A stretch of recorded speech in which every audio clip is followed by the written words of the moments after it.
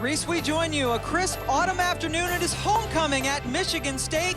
Two of the top 4 offenses in the country, Northwestern and Michigan State. Brett Basanez leads the Big Ten in total offense for the Wildcats. For Team Sparty, it's Drew Stanton, #1 in the whole country for pass efficiency.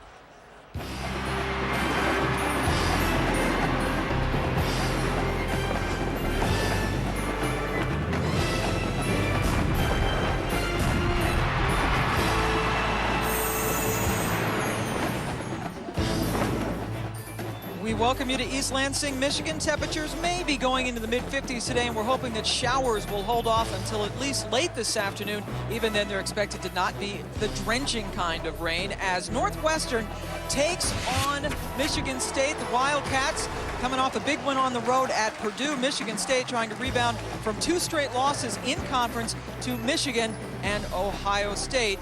Michigan State now just 1-2 in the Big Ten. Northwestern just a couple of plays away from being 3-0 as they lost a heartbreaker to Penn State a few weeks ago at home. And we welcome you to homecoming here at Michigan State. Pam Ward joined by David Norrie, and Jimmy Dykes will be joining us shortly. And if you love offense, this is the game for you. We have 2 of the best quarterbacks going. Brett Basanez, firstly, for Northwestern. Yeah, and Brett Basanez, I think he's the most valuable player of any team in the country. He's the most valuable player for his team. He's been unbelievable the last 2 weeks. His offense has hung over 600 yards in upsets against Wisconsin and at Purdue. As you said, Pam, a couple plays away from springing the upset against Penn State. He's been throwing the ball down the field exceptionally well. I think he really has a future in the NFL, and his running ability can really hurt you as well. And as good as Basanez is playing, or as well as he is playing, he might not be playing the best in the conference because of Drew Stanton at Michigan State. Well, Drew Stanton right now, you look at his numbers, and the season he's having might be the best season statistically for a quarterback in the history of the Big Ten Conference. He has been just superb throwing the ball down the football field. 5 receivers average over 14 yards per catch for him. He's been very accurate. He has a strong arm, and like Basanez, he has that X factor of being able to run the football. He's a real nightmare for defensive coordinators. Michigan State is averaging 42 points per game, Northwestern at 35. And enough about all this offense. The Northwestern defense much maligned this year, but they've come up with a couple of huge plays to seal their last 2 wins. For more on that, let's go to the field and Jimmy Dykes. Thank you, Pam. As good as Northwestern's offense has been this year, their defense, for the most part, has been at the other end of the scale, giving up over 500 yards of offense per game, just under 2 miles of real estate as a unit they've given up. But they've been big at big moments, especially the last couple of weeks. 2 weeks ago, it was Reggie McPherson with a last-minute interception as Northwestern clung to a 3-point lead over Wisconsin to seal the win against the Badgers. And then last week against Purdue, it was Marquise Cole who finished off the Boilermakers with his Big Ten best 3rd interception of the year. Now, this is a defense that, although they continue to give up Forrest Gump-type mileage week in and week out, they've been quietly good. Good enough for this Northwestern team to be a quiet 3-1 right now in the Big Ten.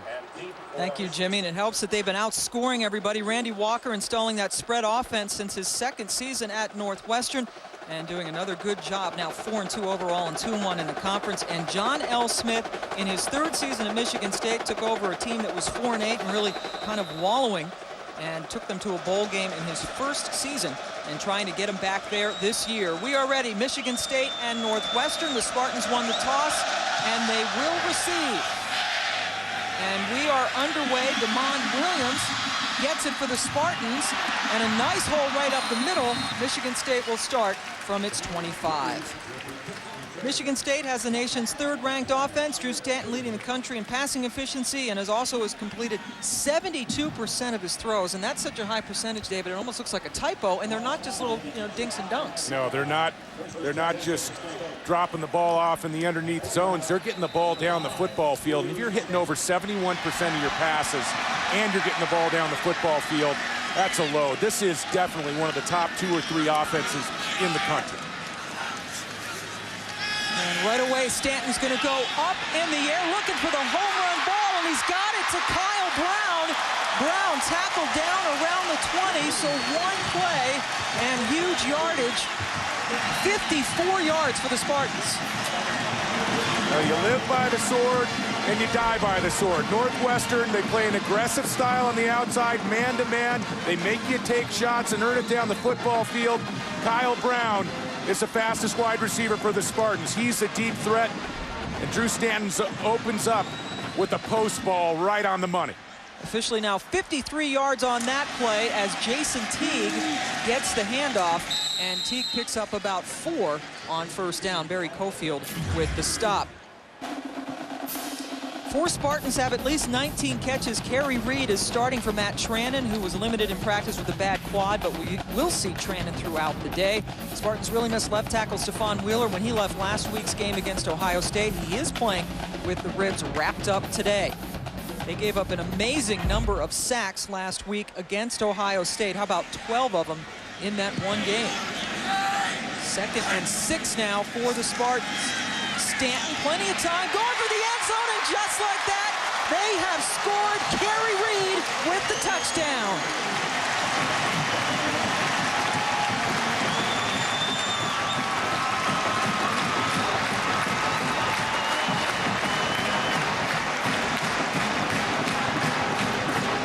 So Drew Stanton only needs 3 plays to lead Michigan State to the 6-0 lead. For Drew, his 16th touchdown pass of the season.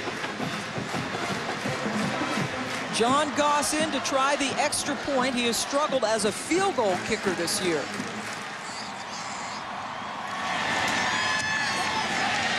But gets it through cleanly for a 7-0 lead. Michigan State striking very quickly. Yeah, Drew Stanton, you allow him time in the pocket, sitting in the shotgun, Reed on just a quick post route, and he is one of the most accurate passers in the country. His numbers prove it. Kerry Reed was working against Brendan Smith, the strong safety. Tough to defense, a ball placed like Drew Stanton fitted that ball into the end zone. Kerry Reed playing his first year at Michigan State, a transfer from Coffeyville in Kansas, and John L. Smith could not have scripted it any better.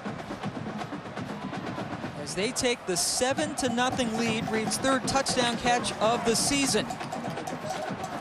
Well, Pam, those opportunities are going to be there all day long for Drew Stanton. Northwestern is not a defense that can hold up against the run on the line of scrimmage. They have to use numbers. They have to get a safety up on the line of scrimmage, and they'll use man-to-man matchups on the outside. I'm not sure they're going to be able to hold up against this Michigan State passing game. And if that first drive was any indication, the answer is a definite no. We expected a lot of scoring in this game, and we got one just 3 plays in. And now it's Northwestern's turn to get the ball. Todd Bolesky with the kickoff. And it is taken at the 2-yard line by Brandon Roberson, the former starting running back. Gets it out to the 20.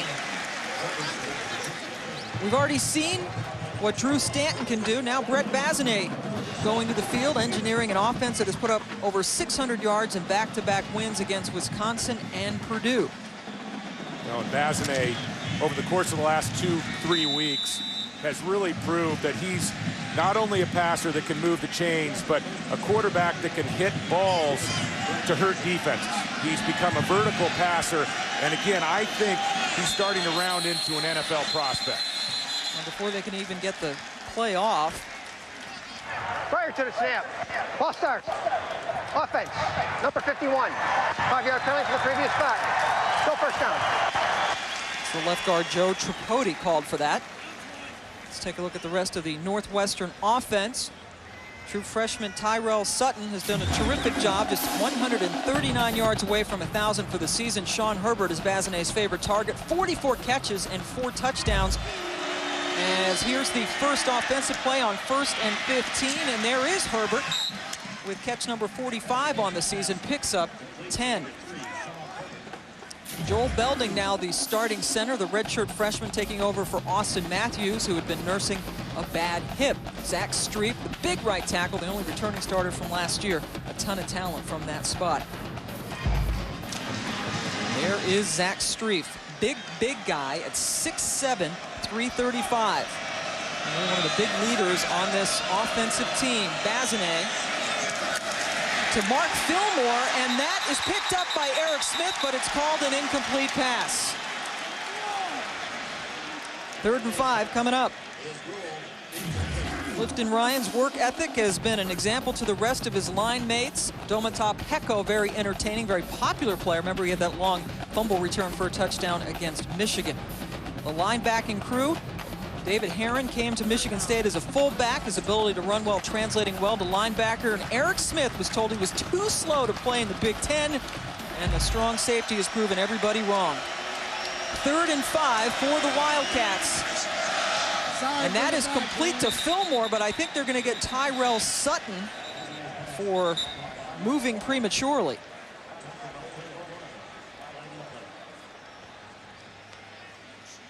Jim LaPatina is our referee today.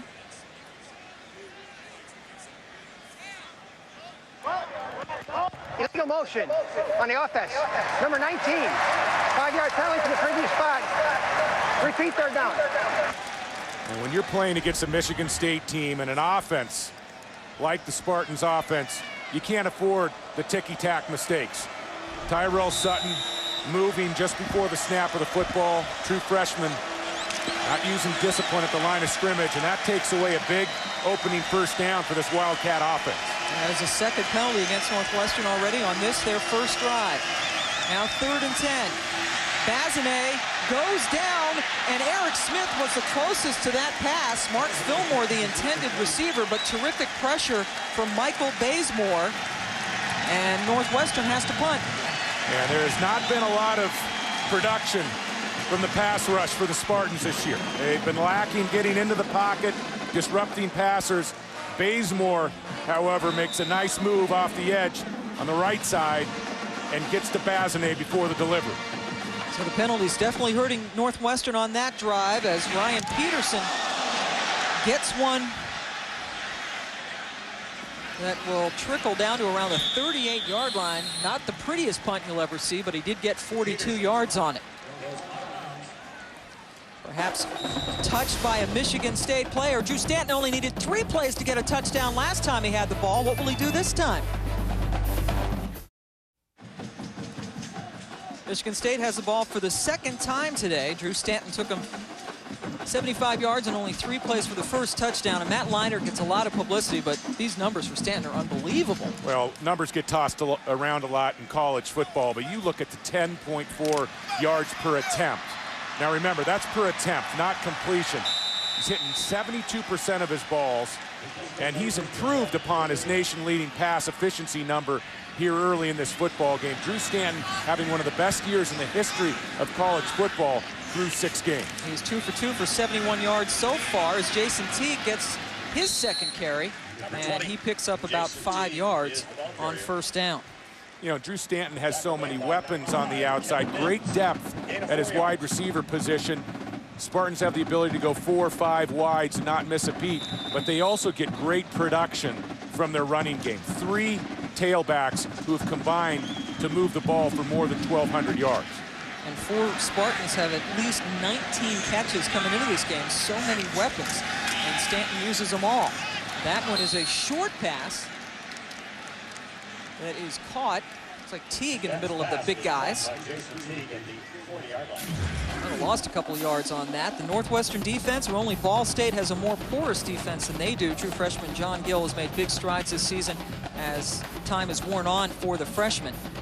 And the linebackers, the top 3 tacklers for the Wildcats. Tim McGargle, 6th in the nation in tackles and a Butkus Award semifinalist. Marquise Cole not only leads the Big Ten in punt returns, but his 3 interceptions are a conference high. 3rd and 9 now for Michigan State. Stanton with all the time in the world, and he's got a wide open receiver for a 1st down, as that one is connected to Jeremy Scott, one of Stanton's favorite targets. Yeah, and you cannot give Drew Stanton this much time in the pocket. Northwestern forces Stanton and his offense into a 3rd and long situation. You've got Drew Stanton where you want him, but if you can't get to him in the pocket and he has time to sit back there and count the house, you've lost the battle. Jeremy Scott had a career-high 129 yards receiving last week against Ohio State. That's his 1st catch today. Now Colquitt, who has been getting most of the carries the last couple of weeks for Michigan State. Tackled down by Kevin Mims. We talked about the receiving core and so many choices, and and all of them doing very well with Drew Stanton thrown to them. No, you got 5 wide receivers averaging 14 yards or more, and usually when you see a quarterback hitting 72% of his balls, it's one of those offenses that stretches the field horizontal, not vertical. But that isn't the case here at Michigan State. They get the ball down the field. Stanton 4 for 4 so far. And now 4 for 5, as that was caught by Reed, but out of bounds. So now another third down coming up for Michigan State. They converted on a 3rd and 9 earlier in this drive. John L. Smith. Yeah, it was a tough week of practice, not only for the players at Michigan State, but for the coaches as well. And the meltdown that occurred in special teams just before the half, as well as a couple big plays given up to the Ohio State offense late in that football game. Michigan State really easily could be 2-1 in Big Ten play and be one of the favorites down the stretch to win the conference. He said that they had a very angry practice on Thursday, angry in a good way. Obviously anxious to get back on the field after the loss to the Buckeyes. Stanton again has room to wander, pick and choose, and that one falls incomplete. Again looking for Reed, but he was covered up by Deontay Battle and Herschel Henderson. So a 4th down coming up around the 30-yard line, and their field goal kicker has been not good, to say the least. Well, in Gott's struggles have been well documented, and we know that there are going to be situations today where Michigan State is going to be in 4-down status because of those struggles. John L. Smith elects to go with the field goal try early. It's a 47-yard attempt. His longest is only 32. Goss gets that one up, had the distance, but it is wide right. So Goss now 4 for 10 on the season, and the Bluebirds ring down from Spartan Stadium. John L. Smith's team up 7-0 over Northwestern.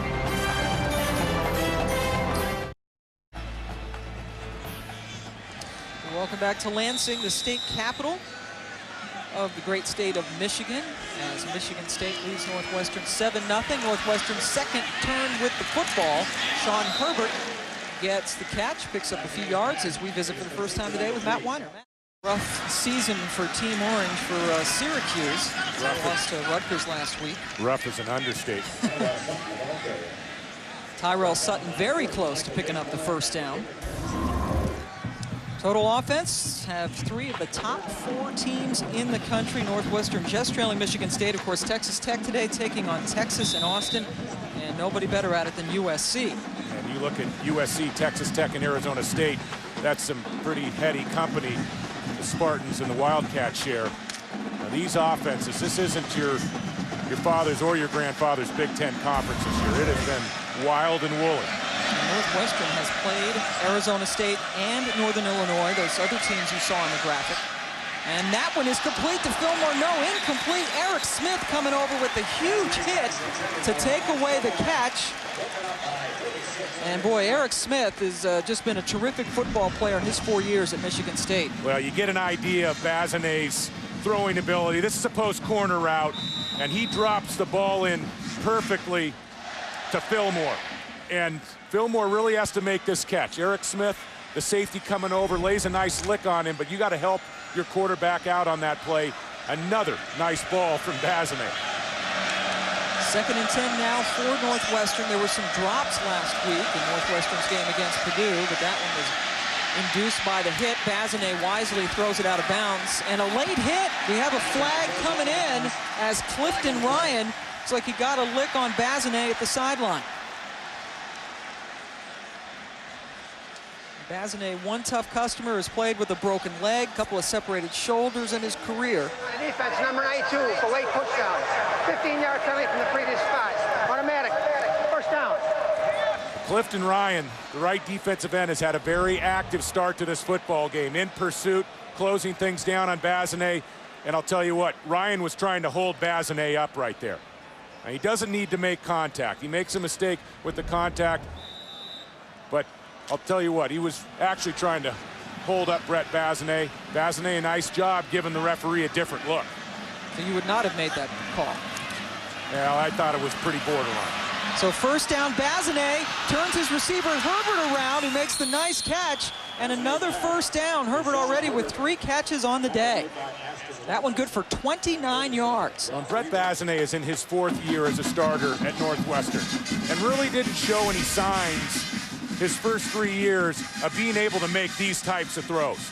I mean, he keeps that back right foot loaded. He's delivering the ball on a deep route all the way across the field. Another post corner route. And you could tell from the numbers last week, that was a monster game at Purdue in the upset. Tyrell Sutton, the super true freshman, gets it down close to the pylon. And Sutton last week under 100 yards for just the 2nd time this season, only had 78 against Purdue.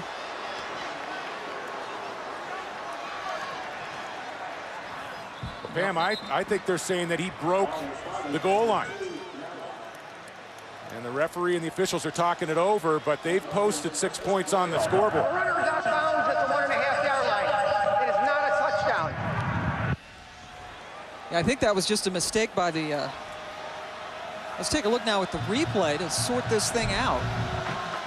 Tyrell Sutton is a very nifty runner in tight spaces and down near the goal line. Got a nice block from Rashid Ward, his wide receiver. From that angle, I think the officials got it right. Didn't quite get the football inside the pylon. Yeah, nobody signaled touchdown. I think it was just a scoreboard operator maybe a little bit too quick on the trigger finger. It is instead 1st and goal from the 2. Sutton drops the football. Tyrell Sutton has had some trouble hanging on to the ball, and he loses it. And Michigan State gets it back.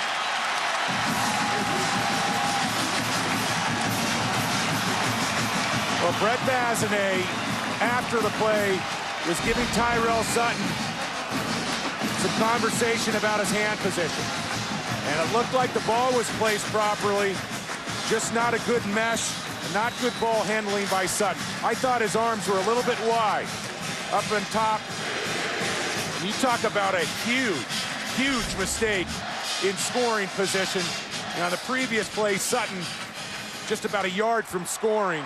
And Randy Walker has to be disappointed. Ball security has always been a huge priority for Randy Walker, and his team has not done a very good job with that as Reed catches it, but for the 2nd time today catches one out of bounds. So Northwestern had a 1st and goal from the 2 and couldn't hold on to the ball. And Drew Stanton, not only accurate from the pocket, but he's pretty darn accurate on the move as well. He's shown the ability to throw the ball moving to his left and his right. We talked about Basanez's development off of last year. Drew Stanton is night and day. Really more of a running quarterback, an athlete quarterback a year ago. He's become a top-notch passer. Javon Ringer now joining him in the backfield, and Ringer, he's the one who's really been getting most of the carries in the last few games. Picks up a couple as we head back to Matt Weiner. Combination really hurting Michigan State last week. Now 3rd and 8 for the Spartans. Stanton dumps one off, looking for Teague, but that is over his head. Teague only about 5'9", and Michigan State is going to have to punt from the end zone. Well, Michigan State took the ball down the field, 3 plays for a touchdown on the opening drive. But this Northwestern defense, 2 successive possessions, has turned the Spartans away. And you know, after the big fumble by Sutton, the handoff from Basanez down near the goal line, this is a big stop by this Wildcat defensive unit. Marquise Cole and Mark Fillmore are back to get Brandon Fields' punt. And that one will die around the 41-yard line. Only a 31-yard punt for Fields, who was an All-American last year. His average is down this season.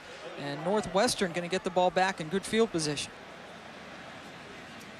John L. Smith's team losing to Ohio State last week, a heartbreaker. Of course, that blocked field goal at the end of the first half, I think will be talked about for years up here, and they lost to Michigan in overtime the week before that.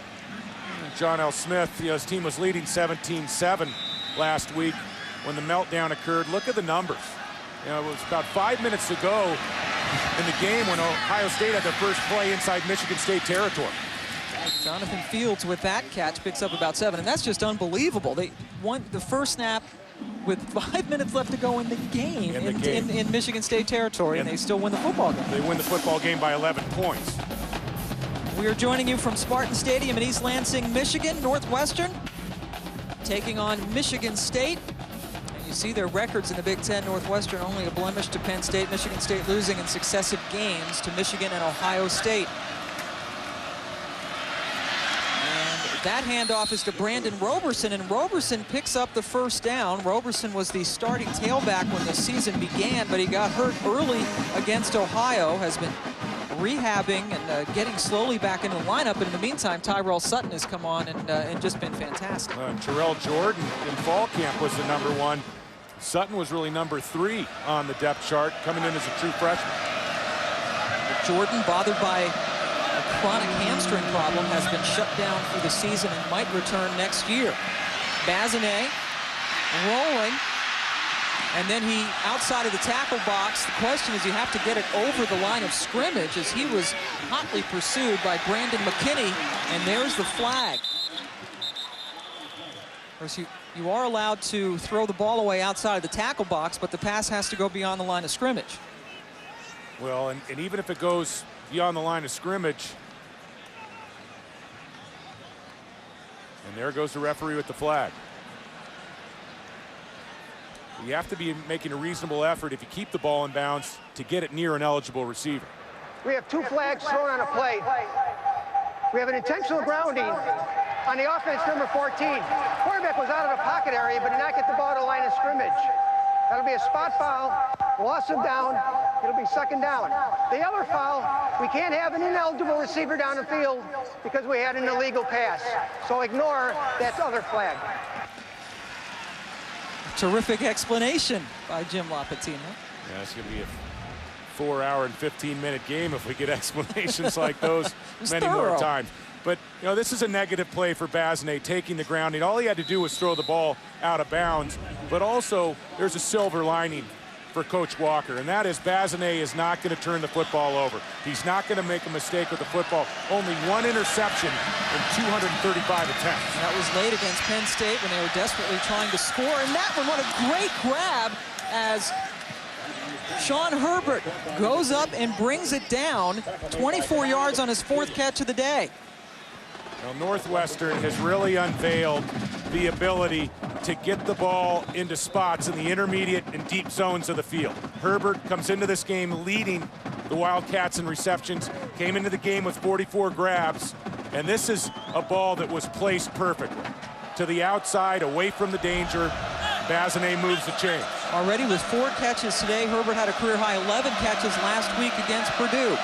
1st and 10 from the 13. Basanez dumps it underneath again to Herbert, and he gets it down to the 5 as we get you back to Matt White. Another huge game in Iowa City, as Matt saying, all these teams bunched up towards the top of the Big Ten Conference. Now 2nd and 1, Basanez holds on to it, and Basanez takes it in for the touchdown. Basanez's 4th rushing touchdown of the season, and it's 7-6.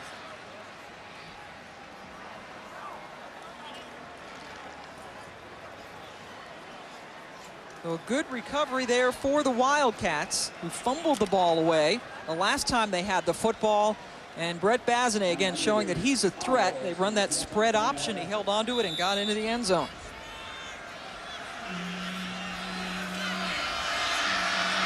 Joel Howell's in to tie the football game up, and that is exactly where we are at 7 apiece.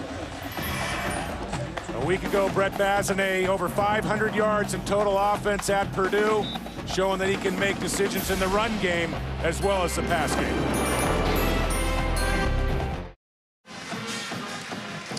Welcome back to Spartan Stadium. For 80 years, one of America's most recognizable images, the Goodyear blimp floating overhead today, providing these beautiful aerial views and reminding you to travel with peace of mind on Goodyear's new Assurance tires. And the blimp is flying under increasingly overcast skies, giving us some nice shots on a terrific homecoming day here at Michigan State. They expect to sell out. This place seats just over 75,000 as Howells plunks that into the end zone and Devon Williams takes a knee. Let's head back to the touchdown by Basanez. Now we talk about great decision-making by the senior quarterback. In the shotgun, he's going to open up. Let's freeze it right about there.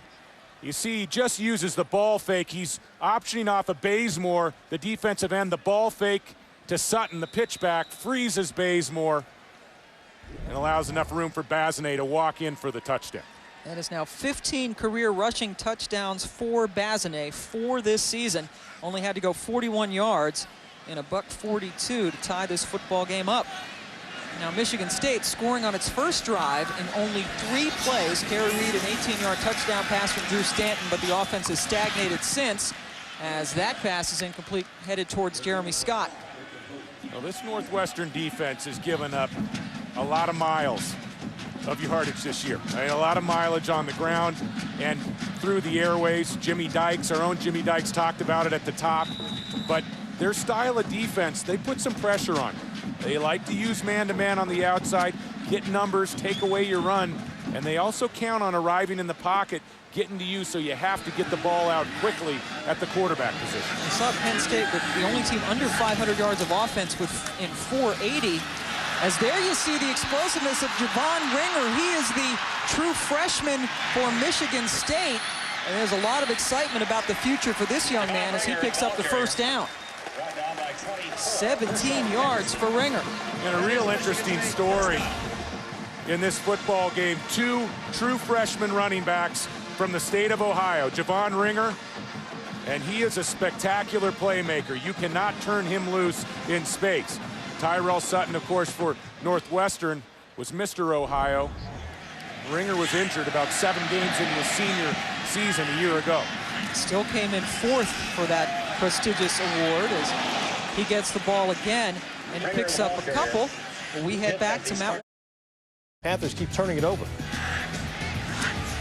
Rough first season for Dave Wanstead. Ringer again. Tim McGargle able to just nip him at the ankles as he falls forward close to the first down mark. Well, you can't have this type of offense with the gaudy numbers in the pass game. And you take a look at Wheeler down at the left tackle position. He's really the featured performer up front. But you can't have this type of offense and post these types of numbers without great play up front. And Stephon Wheeler a week ago went down against Ohio State. He had the bruised ribs and the sacks, the 12 sacks. The Buckeyes defensive front mainly resulted from the loss of Wheeler early in that football game. First down for the Spartans.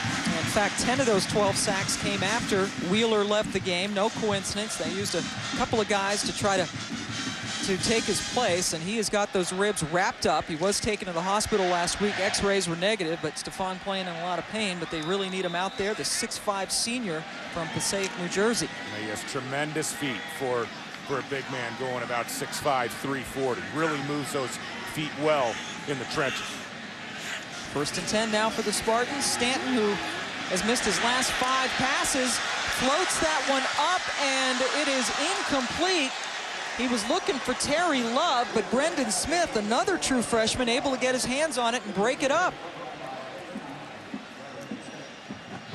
So Stanton has now missed his last 6 passes. It is extremely rare to get this kind of play from a young, strong safety in the pass game. I mean, he's left one-on-one on the perimeter. Watch the way he plays his football. He gets his eyes back to the football, almost makes a play on it, almost comes up with the interception. And you can't ask that much out of a strong safety. Tremendous play by Smith. Smith, the true freshman out of Andover, Mass. Ringer right into the waiting arms of Tim McGargle, who is a tackling machine. A couple of weeks ago, he had 25 tackles in Northwestern's upset win against Wisconsin. Only 9 last week, slacking a bit against Purdue for Timmy. Well, he's got Cadella and Roach on either side. The outside linebackers, they're very talented as well, especially Roach. Roach is going to be an NFL guy. And I think that the Wildcats are going to be happy when they get even production as they did last week against Purdue from their linebacker core. Now 3rd and 11 after that good tackle from McGargle. Stanton on the run, finds his receiver, but stepping out of bounds right in front of the first down marker is Jeremy Scott. So here's another 4th down, 4th and a short one, and obviously Scott wants to go for it. What will John L. do? Well, you're one of the top 5 offenses in the country. I'd be surprised if John L. Smith doesn't go here. His field goal kicker, John Goss, missed from 47 yards earlier. Obviously out of field goal range right now. And they are going to go for it as J.U. Colcrick comes in. And remember, Northwestern not good on 4th downs. Opponents 11 for 12 on the season against them. Make it 12 for 13 as Colcrick picks up the 1st down. This is a big bruising group up front for the Spartans. We talked about Stephon Wheeler. They run on the left side to pick up the big 4th down conversion here. The time ticking down in the 1st quarter.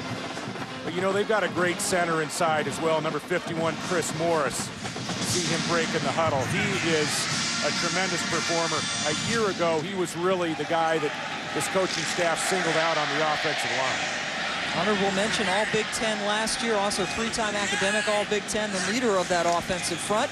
Jason Teague now checking in, and he finds a nifty hole on the right side, and Teague runs close to another Michigan State 1st down. Well, Michigan State has the ability to bring fresh legs in, 3 deep at the tailback position. Once again, the heavies working well up front. Jason Teague, he's a bit of a journeyman, but he's also the running back for the Spartans that can do all the things. Pass protection, rarely makes mistakes, and of course he had the big touchdown run in overtime, the 19-yard run off the option to beat the Fighting Irish of Notre Dame. 3-headed monster at the tailback position, and Teague lunging forward and should have the 1st down for Michigan State. John Gill, a true freshman, making the stop for Northwestern. And Michigan State right now has gone 51 yards in 10 plays on this drive. There you get a good look at Teague, who's been playing since he was a true freshman. And the rushing yards piling up now for the Spartans. 1st and 10 from the 29-yard line. Matt Trannon is in, number 6. And the pitch to Jeremy Scott, but Scott able to run away from Mark Kane. And Scott just using his speed to get away from Kane. Roach finally makes the tackle, but Scott able to make something out of nothing. Well, and Kane played this play perfectly. He stayed at home. He was in the right position. He did what his coaches taught him all week long, but he didn't convert the play. He didn't make the tackle. I'll give him some credit. He does stretch it out a bit. Not a big gainer for the Spartans, but Kane really had the ability to drop the rusher for a loss in the backfield.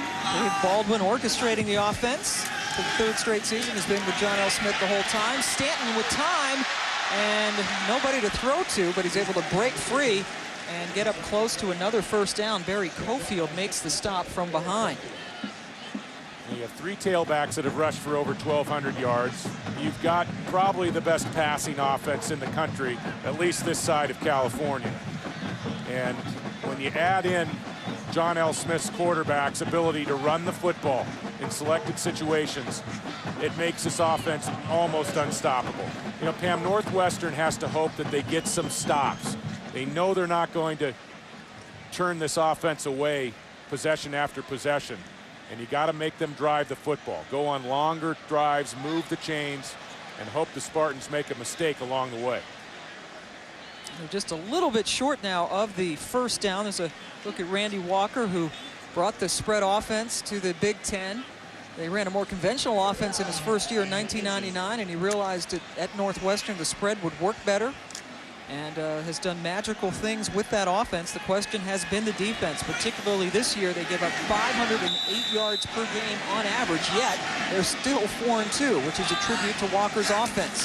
3rd and 1, and another 1st down. Adam Padella making the stop on Colcrick, and the drive. That's going to be electric tonight. The one place you'd love to go and just be a fan is Saturday night at LSU. 1st down and a direct snap to Jeremy Scott. And Scott, who came to Michigan State as a running back and was converted to wide receiver in his freshman season, picks up 3. Kane and McGargle closing in to make the tackle. And we've talked about the problems that this Northwestern defense has had. And this is probably the best offense that they've faced, at least since the Arizona State game early in the season. But if there has been a silver lining for the Wildcats, you know, in the last 2 games, the upsets against Wisconsin and Purdue, they've made the stops with the game on the line, the last possession of the football game. When they needed to, they did get the big interceptions. 2nd and 7 as Ringer gets the ball and maybe only picks up a yard on that play. So here comes a 3rd down. Brendan Smith making the tackle. Yeah, this is 3rd and a bit of a mid-range, 3rd and 5, 3rd and 6.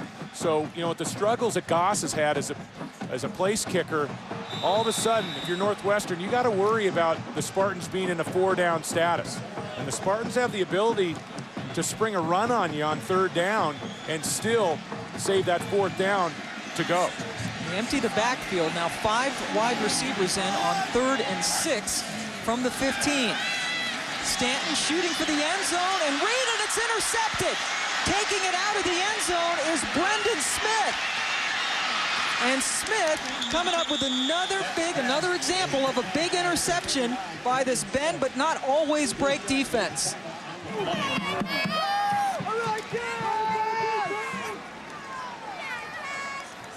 Well, Brendan Smith is an emerging star, and it looks like he's a little bit shaken up on the tackle after the interception. But he is an emerging star in the secondary for Northwestern.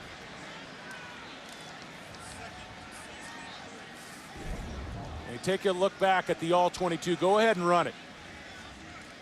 3 wide receivers to left. Go ahead and freeze it right there. And for just a moment, it looks like Stanton has some room to fit the ball in, but he was counting on his receiver to stay to the outside. Again, Brendan Smith playing the ball in the air perfectly, and you don't get this type of play out of strong safeties, especially freshman strong safeties, very much in college football.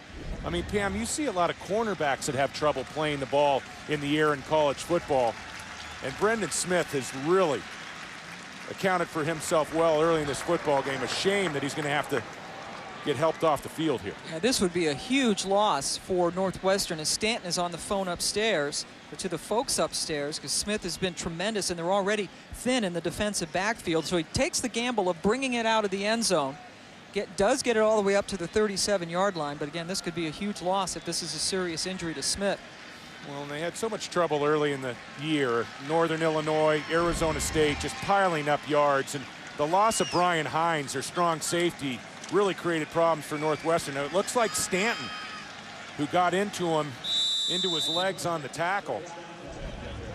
I'd say, and that left knee bent the way it was not meant to be bent when Stanton hit him low.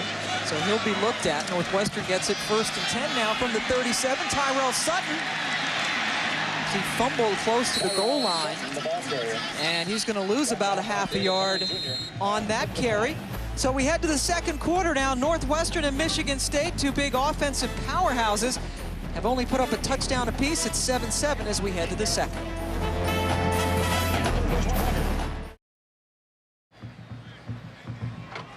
Looking down at the campus of Michigan State University as they are tied up with Northwestern. We start the 2nd quarter, and Brendan Smith hit here by Drew Stanton. Yeah, Drew Stanton, a couple of years ago, he was playing special teams, covering kicks. And he gets the helmet across, puts Brendan Smith's leg in a compromising position. And that is truly a big loss for Northwestern, especially when you're going up against a 4 wide receiver offense.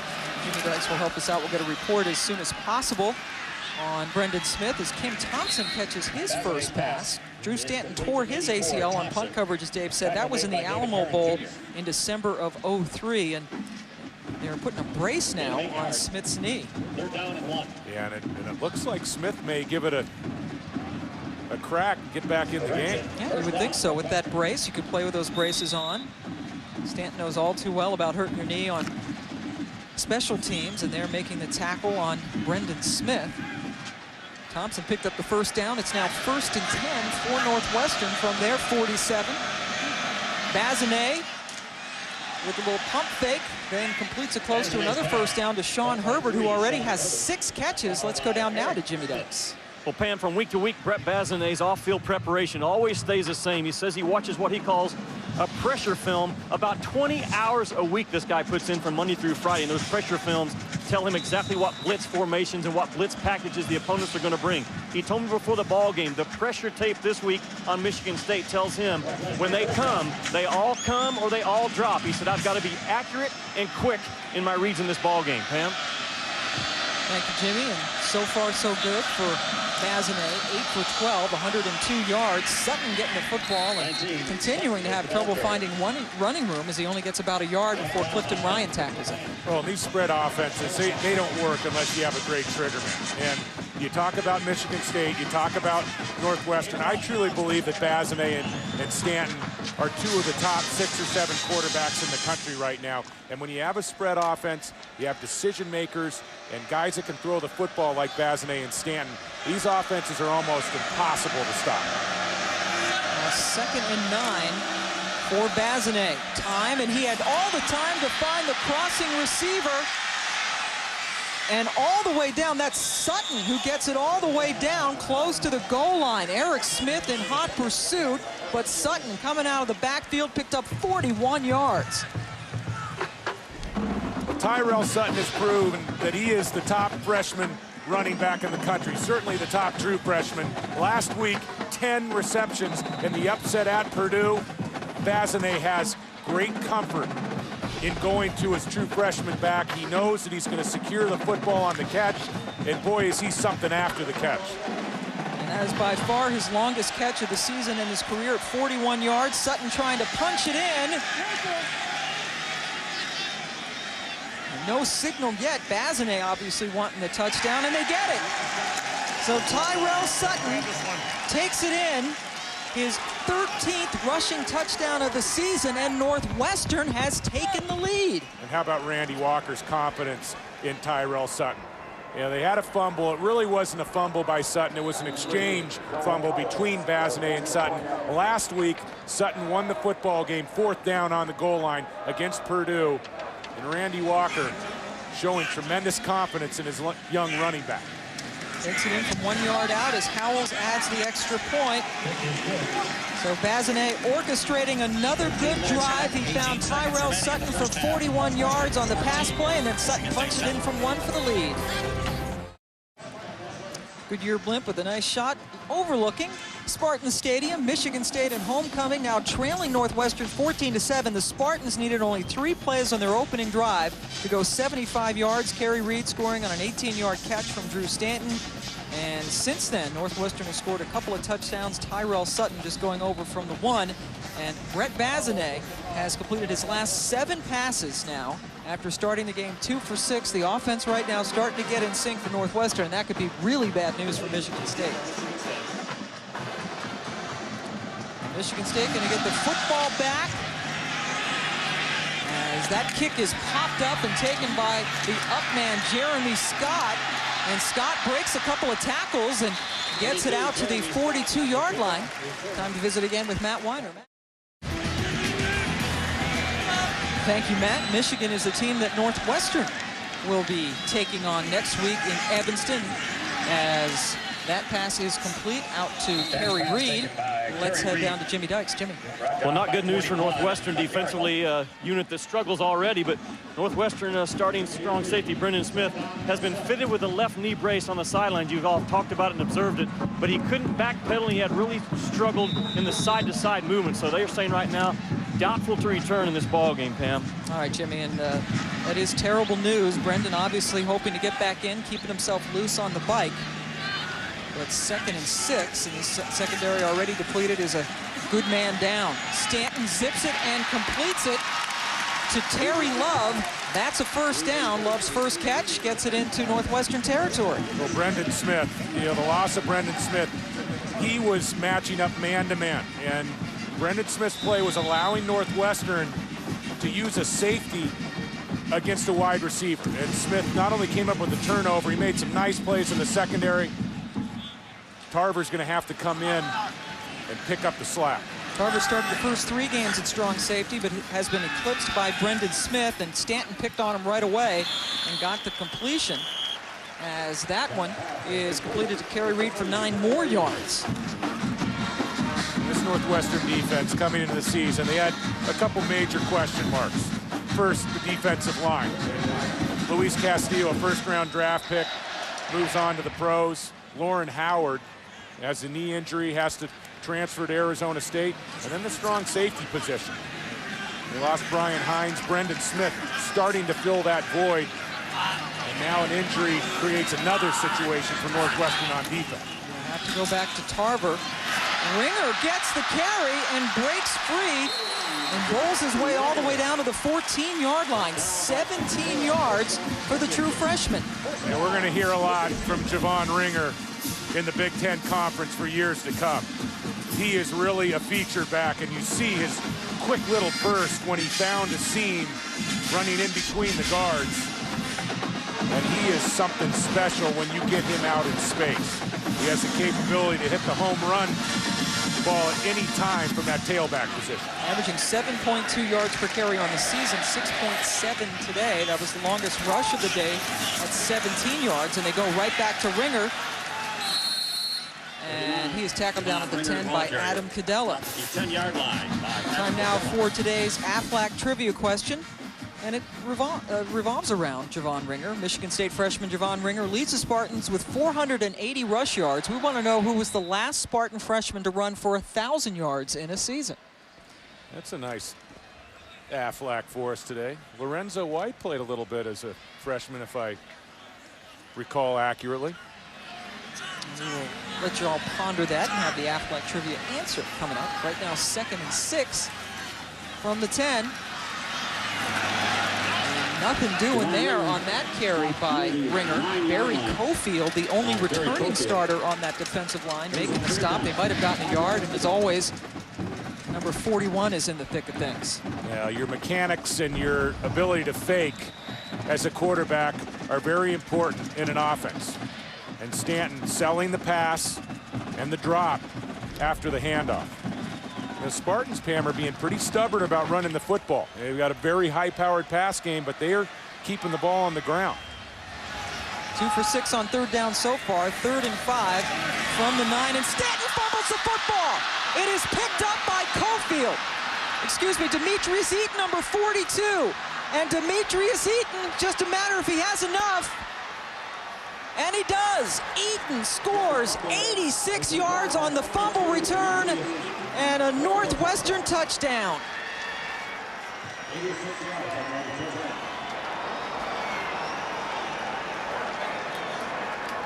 A dramatic turn of events for the Wildcats. Now, this is a momentum changer. Called in the huddle, quarterback draw, and it looked like the hit came inside from Kevin Mims, and Eaton gets a little help just as he scoops the football up. Looked like he was going to run out of gas inside the 10. You talk about a turnaround. Owls adding the extra point as Eaton motors 86 yards. That's the 3rd longest fumble return in Northwestern history. We'll go back in real time and run along with Demetrius Eaton. Northwestern with 21 straight points.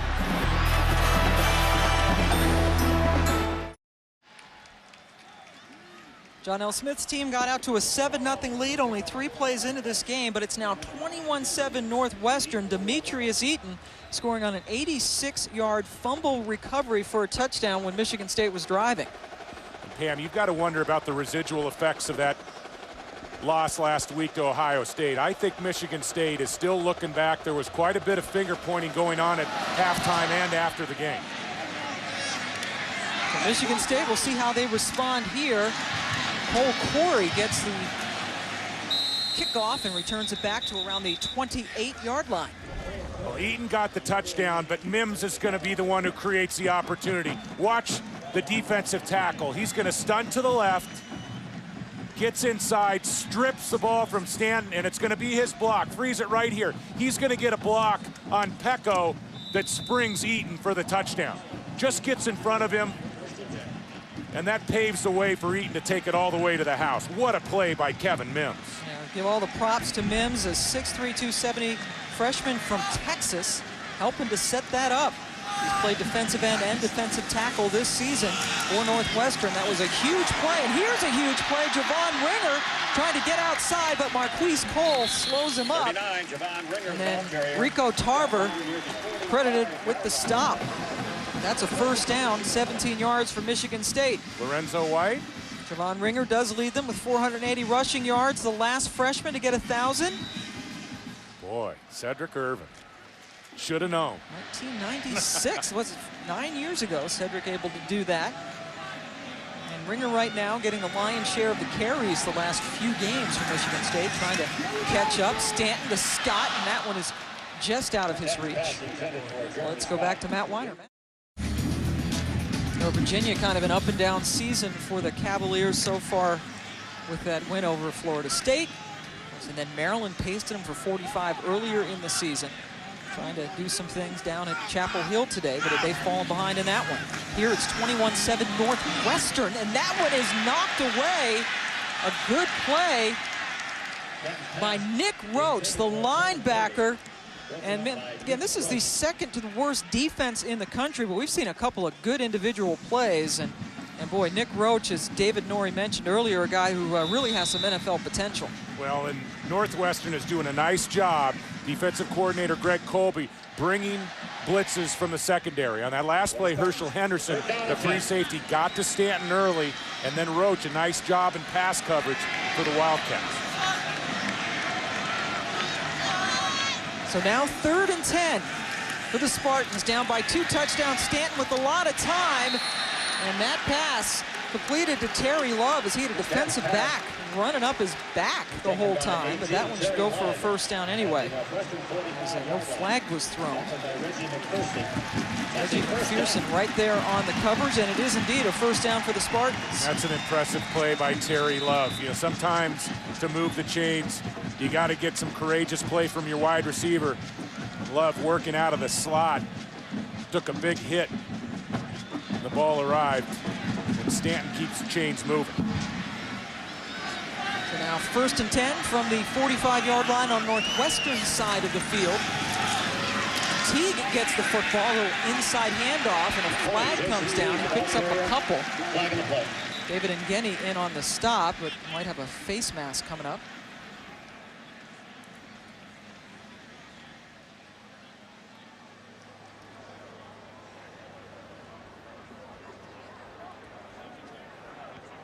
Personal foul, major face mask on a defense, number 38. 15-yard penalty from the end of the run, automatic. First down. Called out number 38, Nick Roach's number, and that is 15 huge yards. So that's going to put the ball all the way down on the 26-yard line.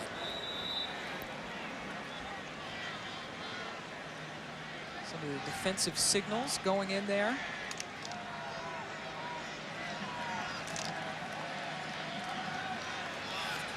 Pat Fitzgerald, the linebackers coach, was a tremendous linebacker for Northwestern, and Tim Gargle gives him a lot of credit for helping to make him into a good linebacker, a great linebacker, I should say. And there's Nick Roach, called for the face mask, and then he comes up and makes the stop on Ringer. Well, Randy Walker talks about Nick Roach, and he says, hey, this kid is going to play for about 10 years in the NFL, and you get an idea of his ability to run and track down ball carriers in the backfield. He was not healthy in spring, really didn't play in spring or fall. Randy Walker says that he's just getting back to full speed as a linebacker, and this defense needs it, man. Yeah, he had hernia surgery in the summer, did not practice until the week before their first game, and as you said, David, really just starting to play like the Nick Roach they expected now 7 weeks into the season, and that one would have been a touchdown had he been able to connect to Kellen Davis's tight end instead of 3rd and 13 coming up. But first, let's go back to Iowa. 3-1 in the conference, 5-2 overall, and they're the team that Northwestern will be playing in a couple of weeks. As, boy, every week is way open, it seems, and up in the air in the Big Ten. Stanton goes to the air towards Scott, and that one's picked off by Herschel Henderson. Incredibly, 2 interceptions thrown now by Drew Stanton, who came in with only 3 picks on the season. And this crowd is not happy about it. Drew Stanton is the #1 passer in the country, and his pass efficiency rating up over 180. And you know, some viewers may say, what's a pass efficiency number? Just trust me, over 180 is lights out. But this defense for Northwestern, the 3rd big turnover here in the first half. The pick by Smith, the fumble and the touchdown return by Eaton, and Herschel Henderson, his move from cornerback back to free safety has been a key move for this Northwestern defense on a team that's 2-1 in the Big Ten. Sutton gets the football, trying to give him a little breathing room out to the 8. Herschel Henderson with his first career interception. The senior from Houston, and Randy Walker has singled him out as one of the players who has become more and more effective as he juggles the defensive backfield this season. Randy Walker doing some great things at Northwestern lately. They were very lightly regarded heading into this season, but they are a scary football team to play, and today their defense has come up with huge plays. Basanez, everybody's covered, and then coming free at the last instant is Sean Herbert. Herbert, the #1 receiver on this team, very much in sync with Basanez. He's got 7 catches now and a first down. Well, how about the offensive line for Northwestern? Occupying that defensive front for the Spartans, a big, stout defensive line. And Basanez, as always, keeping the play alive with his feet. Watch the way he slides to his left. And that is a high degree of difficulty throw to Herbert in a dangerous area of the field. Basanez just continues to amaze me with his decision-making and his accuracy from the pocket. Well, I tell you, look from up here that there was nobody to go to, and Herbert breaking free, picking that first down up, and then he does it again, right back to #3. And Herbert already is over 100 yards receiving today with 8 catches. Well, you know, and as a quarterback, if you're playing well, you keep track of the defenders down the field with your peripheral vision. You feel the green down the field, the green jerseys, and then you focus on your receiver as he finds spaces and seams down the field. And Basanez on that last play, again, finding Herbert in traffic between 3 defenders. Second career 100-yard game for Herbert. Basanez holding on to it this time, and flags coming down. I think they're going to get a hold. Aaron Cobb, the tight end, a little bit too enthusiastic as he tried to block for Basanez.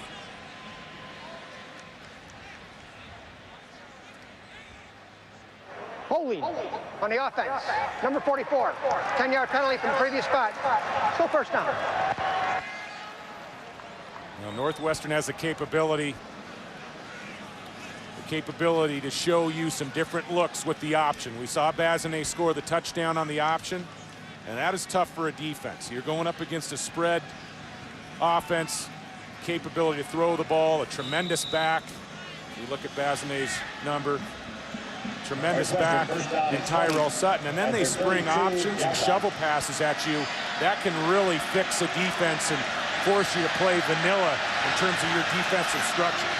So 9 straight completions now for Basanez. Heads back into the shotgun as Sutton moves over and gets the football. Tyrell Sutton with a terrific cutback inside, and he is able to pick up a few yards. Caleb Thornhill with the stop. Yeah, you're absolutely right, Pam. He does have that ability to get lateral on you in a hurry.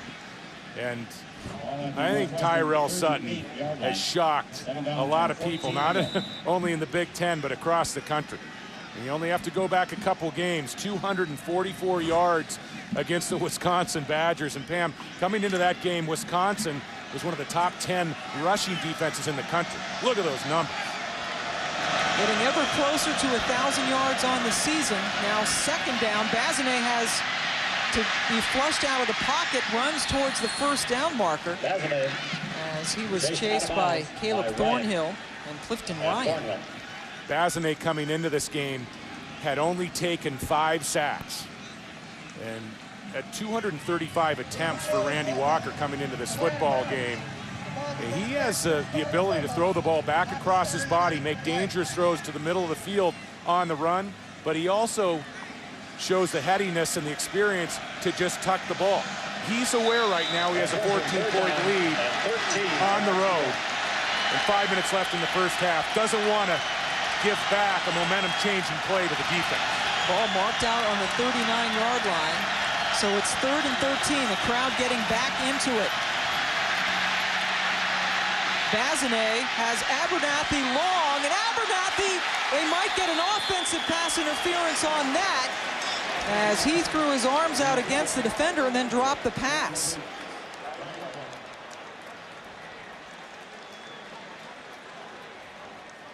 And Abernathy had a huge, huge catch against Purdue, his first career touchdown last week.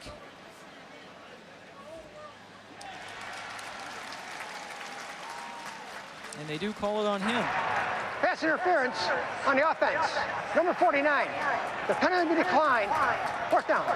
And it looked like Abernathy was down the field matched up with Ross Weaver, the true freshman. Again, watch Basanez with his feet. So nifty, buying time, helping out his offensive line. And then he picks up Abernathy on his radar screen, launches the ball downfield. Pretty good call by the officials. That was Sir Darian Adams on the coverage, as that forces Ryan Peterson to make his second punt. Gets pretty good air under that. And the ball, though, will bounce back. Originally kicked a little bit further upfield by a Northwestern player, only a 31-yard punt. Drew Stanton coming back out. He's already thrown 2 interceptions. A uncharacteristically poor day so far for Stanton.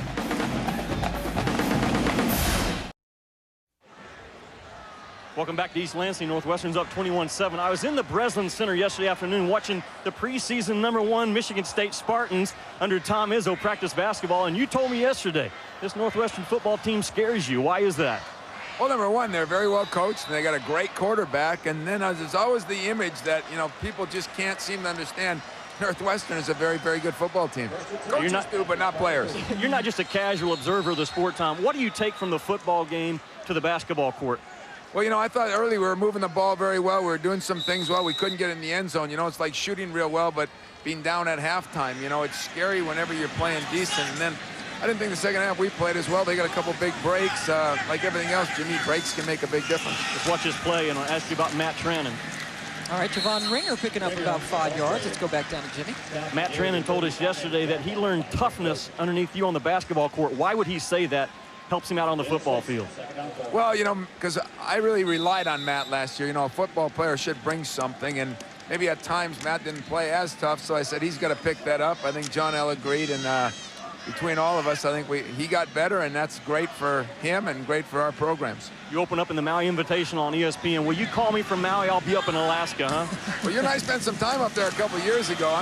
I'm preferring Maui weather-wise, but I'm not sure I'm preferring Maui as far as competition-wise. It's going to be a heck of a tournament. Yeah, it's a loaded field. Coach, thanks for your time. Good luck to you this year. Thanks, Jimmy.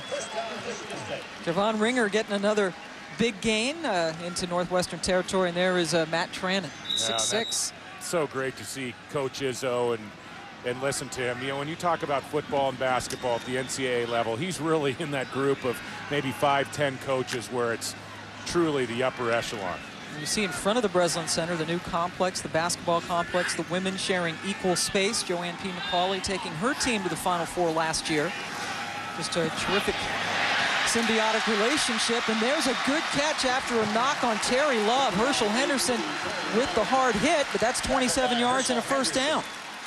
Well, when Drew Stanton moves on to the NFL, and he will, I mean, he does not have a cannon for an arm, but he has enough arm strength to play at the next level. He knows how to make the NFL throws, and this is going to be a seam throw. And Stan's got to get this ball up quickly, just as the receiver gets to the next level. Shows a nice feel, Pam, for throwing the seam route. 1st and 10, Ringer bouncing off Trevor Schultz, and able to pick up a couple of yards on first down. Drew Stanton already, with 2 interceptions, David, and that is his career high. He has never had a 3-interception game. He threw a couple in 3 games last year. Well, and he came into this game with only 3 interceptions on the year. 15 touchdown passes, only 3 interceptions. That's a 5-to-1 ratio. You see by the numbers here, 10 for 21 early in the game. Has a nice batch of yards to go with it. But I think Northwestern is springing some different looks, changing up their looks on defense after the snap of the football. Stanton with time to throw. And in the crossing pattern, tight end Ryan Woods is stopped down. Only picked up about, let's give him 5 yards as Tarver comes up to make the stop. Tarver in for Brendan Smith, who left earlier in this game with a knee injury. And Northwestern isn't going to scare anybody on defense, but I think that Randy Walker, as defensive coordinator, Greg Colby, they're not going to sit around and let you dictate on them. They're going to try to take the run away from you, get safeties up on the line of scrimmage, and then bring pressure and try to hold up man-to-man on the outside. 3rd and 3 right now for Michigan State. They are 0 for 2 in the red zone so far today. We'll see how they do after a timeout. Big play coming up for Michigan State. 3rd and 3 coming out of a timeout as they try to break through. They scored on their first possession of this ball game, went 75 yards in only 3 plays, but since then they've been bitten by turnovers, a couple of interceptions and a lost fumble. Ringer cutting it up and lunges towards the first down sticks. Tarver coming up with a nice tackle, but that's going to be a first down for Michigan State. Well, Brendan Smith goes down, and Tarver early in this season was not getting the job done at safety. On this tackle, he gets the job done. That is called squaring up on a ball carrier right at the sticks, and he brought the leather with him. So number 72, Stephon Wheeler, at the end of that play, kind of helping out a little bit to get the momentum going forward for Ringer, and it is 1st and 10 now from the 12. Jason Teague checking in, and he is stacked up, but then gets away from trouble and will lose yardage. Adam Cadella met him at the line of scrimmage, and he loses 9 yards as Teague goes backwards. Yeah, and that's not the type of play that you look for from an experienced veteran at the tailback position. And he's given it great effort, but you also have to be smart. You have 1st and 10 from the 12, and you take that big a loss, it really puts your offense behind the 8 ball down in the red zone. 0 for 2 in the red zone so far today. Stanton throwing an interception and losing a fumble once they got in the red zone, and now they're barely in the red zone at the 20. Stanton zips it, and that pass is dropped by Kerry Reed. Let's go back to Matt Weiner. Matt. Hi, Pam, with Jim Donovan, getting ourselves set for halftime. Coming up, that hyper-competitive Big Ten. We'll tell you what's going on around the conference, as well as Georgia. DJ Shockley has left the game for the Bulldogs, and the evolution of Vince Young coming up. Yeah, he's right in the running for the Heisman Trophy. Jim Donovan, Matt Weiner set for the Pontiac Performance halftime report. We'll see you in a couple minutes. All right, look forward to that, Matt and Jim. Meanwhile, 3rd and 19 here. Stanton, as the pocket collapses, and he had Teague in the general area, but that was great pressure up the middle. Barry Cofield was there, Kevin Mims was there, and the crowd groans as John Goss comes in to try a field goal. Well, Michigan State has moved the ball in the first half, but Northwestern has made the big plays. They've come up with big stops on downs, 3 turnovers. And Northwestern calling a timeout. This will be a 37-yard field goal attempt for Goss. And let's go back to last week. Ohio State, and an opportunity here. And after, this was a 2nd down play, and plenty of time for Stanton. He gets up. He has a 10-point lead. He's signaling that they want to go to the clock play. And then for some unknown reason, the field goal team was sent on. And Bazemore at the top of the screen, the wingback, inexplicably tries to leave the field. Only 10 men on the field. The punt is blocked, and the Buckeyes turn things around going into the locker room. Pam, that was not a very comfortable scene in that locker room, I'm sure. And I think that Michigan State, not only after that game, but today, they're still experiencing a hangover off the mistakes by coaches and players a week ago. And John L. Smith told us yesterday when he went into the locker room, it was dead silent. Said he's never been in a locker room that was that quiet, and obviously something difficult to come back from. They were not able to regroup, lost that game. And now they're trying to get a 37-yard field goal from John Goss, who has missed from 47 today. 32 is his career long, so this would be a new career long for Goss, who's had all sorts of trouble. And that one also misses. So Goss 0 for 2 today, and Michigan State stalls again in the red zone. And Goss has really had a total loss in confidence. I mean, after that kick, you know that Goss almost wants to just run straight into the locker room with time still on the clock here. He has had a tough go of it. And the fans here in East Lansing put a lot of blame on his shoulders for the loss against Michigan. Missed a chip shot in regulation, a 37-yarder in overtime. He's only 4 for 11 on the season. They lost to Michigan in overtime. He missed from 23 and 37 against Michigan. And 23 obviously is something, no matter what side of the hash you're on, you got to hit that in college football. Well, it's an extra point. And certainly it was not Goss's fault, the meltdown that occurred just before half last week against Ohio State. Tyrell Sutton gets it and breaks free on first down. And he is tripped up around the 33-yard line by Greg Cooper. Tyrell Sutton picking up the first down with 37 seconds left, and David Herron is very slow getting up. In fact, has not gotten up last week, as John L. Smith going into the locker room after that blocked field goal attempt last week. Very upset about it, and he showed it. I'm very upset. We should have been in the ball game with fast field goal. The coach had sent him in. We shouldn't have sent him in. That's a dang coaching mistake. The kids are playing their tail off, and the coaches are screwing it up. Yeah, and I couldn't have said it better myself. You know, you put together a coaching staff. You've got a clearinghouse coach on the sidelines before you send a punt team or a kick team out on the field, and they didn't get it right. And that was a huge, huge error with a 10-point lead at Ohio State up at the Horseshoe. They controlled that football game, Pam, and you hate to say that one play or one mistake cost you a football game, but that's about as big a mistake as you can make. Yeah, John L. Smith, we asked him about that yesterday, and he says, well, that's, you know, kind of the way I am. I'm very emotional. He says, open mouth, insert foot, and he's a very colorful guy. And he said that don't be surprised if he says something else just as colorful sometime today, as Tyrell Sutton gets close to another first down. Eric Smith with the stop. Sutton starting to chew up some yardage here in the last couple of plays. Well, and you pick up 2 first downs on successive run plays. Now all of a sudden, Basanez has the ability to put together a clock play. Not sure why they called timeout there. The clock stops on a first down. But watch Tyrell Sutton. He's only 5'9".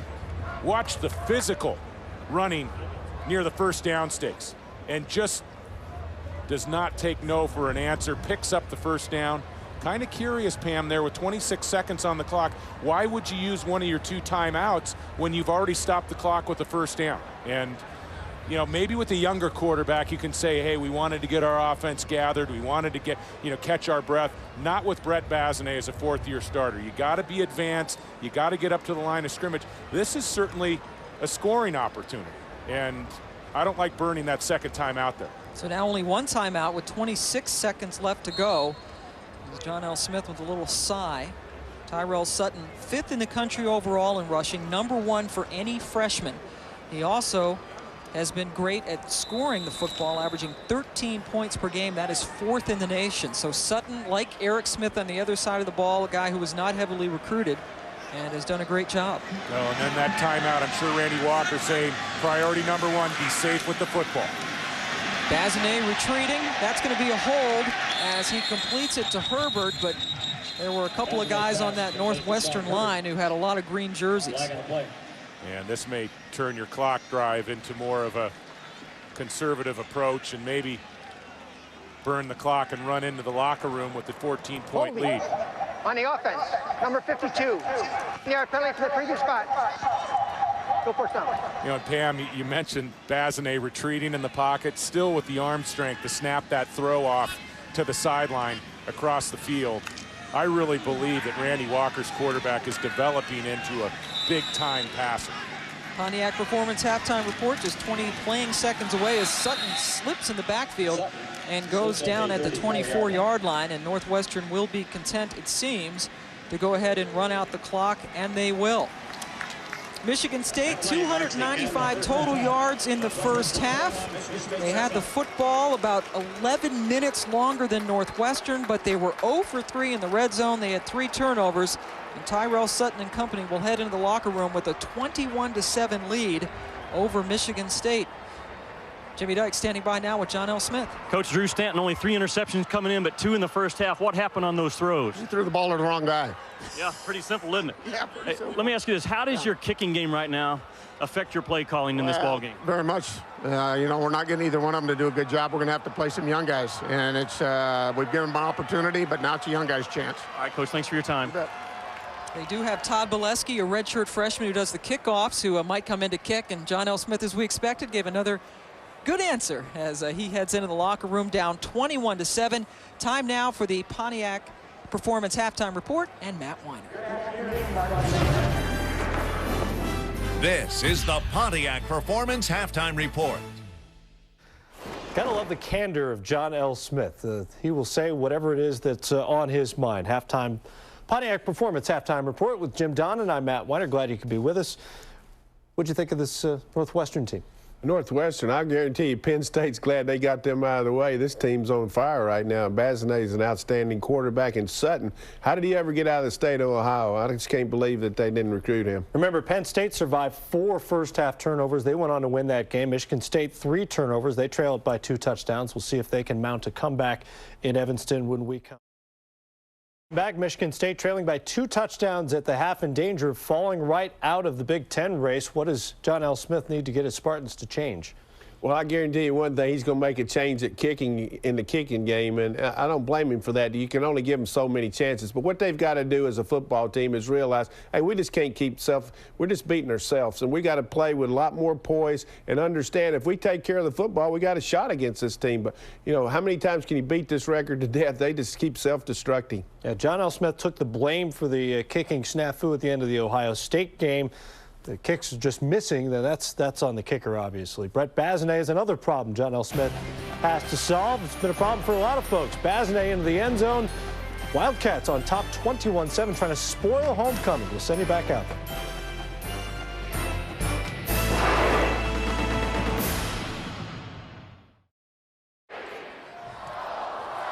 Welcome back to Michigan State. Northwestern scoring 21 straight points after Michigan State scored on its very first drive in only 3 plays. But Northwestern taking advantage of a lot of mistakes by Michigan State. Pam Moore joined by David Norrie. And boy, Michigan State has been moving the ball up and down the field. 295 total yards, but only 7 points to show for it. They only punted the ball once in the first half, but you missed 2 kicks, 3 big turnovers, 1 fumble is returned for a touchdown. And you take a look at those big plays. You know, Brendan Smith, the strong safety, made a nice play in the first quarter. The pick in the end zone, and then the fumble. It was returned for a touchdown by Eaton, but really Mims with the strip and the block created the opportunity for the touchdown. And then Herschel Henderson, who's moved from cornerback to strong safety and continuing to play better week by week. If there's one thing for sure, Pamela, as we look at the stats here, Northwestern has had leads in the Big Ten. They find ways to make things exciting in the second half. They have blown a lot of big leads, including against Purdue last week. And you take a look at the statistics. Look at the time of possession, more than double for Michigan State. Randy Walker says that is by far the most overrated statistic in his mind in football, and it has been so far today. That kick goes out of bounds, so there's a mistake right off the bat. Northwestern going to start from the 35. Well, and you look back a week ago, Pam, Michigan State had the ball for 41 minutes against Ohio State, ended up losing by 11. Let's go down to Jimmy Dykes now on the field. Jimmy. Well, Pam, talking to Randy Walker, first of all, he said he's not happy with the difference of penalties called on his team and the opponent team. He said, I got to get past that. He said he did not talk ball security to halftime. He said, we talk ball security Monday through Friday. I don't want to get in their heads. I let them play on Saturday. And he said the same thing this week as last week. How will we respond when Michigan State makes a run at us, Pam? All right, thanks. That's a good point with all the Michigan State turnovers as Basanez handles the high snap, completes it to Herbert. Herbert having a heck of a game. That's now his 9th catch. Remember, Tyrell, Sutton, and Brett Basanez could not connect inside the 10-yard line, and they lost a fumble on the 8, or else Northwestern might have even a bigger lead today. Well, and you talk to defensive coordinators around the Big Ten, and almost to a man they say to stop this Northwestern offense, you got to make them one-dimensional. Make them throw the football in situations where they don't have an opportunity to look to the run, 2nd and long, 3rd and long. But, you know, defenses don't have an opportunity to do that with the balance of Northwestern. Jonathan Fields with the catch. A good block that time by Sean Herbert to spring him for an extra few yards and pick up a 1st down. And when I talk about balance, they spring runs with Tyrell Sutton, and they keep you honest with the run game between the tackles, but also the short passing game.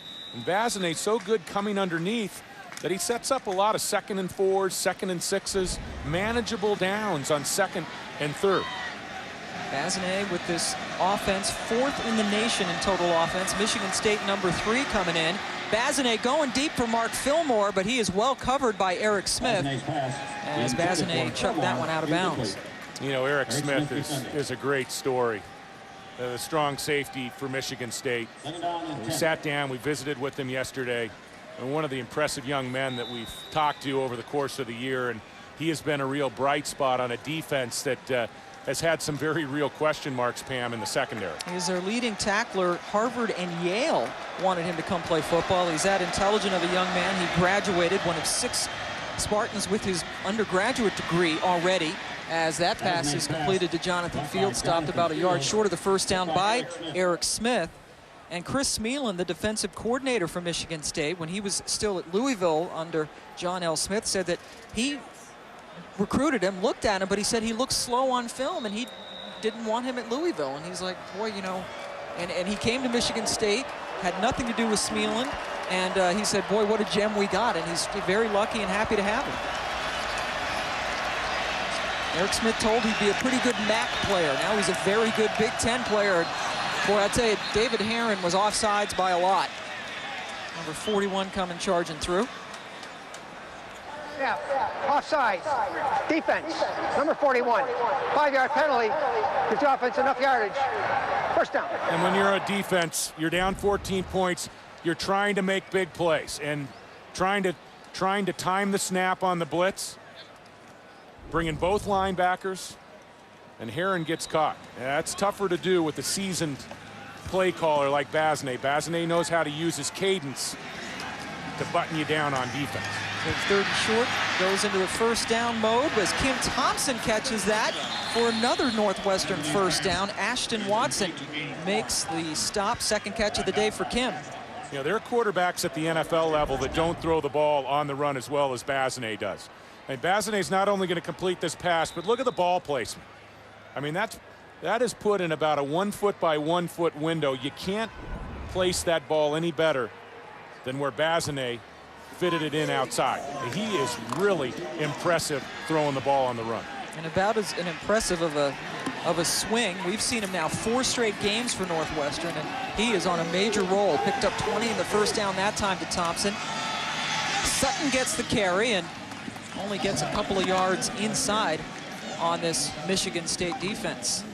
Brett Basanez playing since he was a true freshman. And look at that, David. That's taking care of the football. That's frustrating defenses. And that 1 interception in 256 attempts this season, that was really a desperation throw at the end of the Penn State game. And keep in mind in that Penn State game, the Northwestern defense, they had a 4th and 15. They had Penn State in 4th and 15. If they denied Penn State on that drive, Northwestern is 3-0 in the conference. And in the top 25 and being talked about as Peterman gets the ball, lunges for the pylon, and scores a touchdown. Eric Peterman, the true freshman, scoring his 2nd touchdown of the season.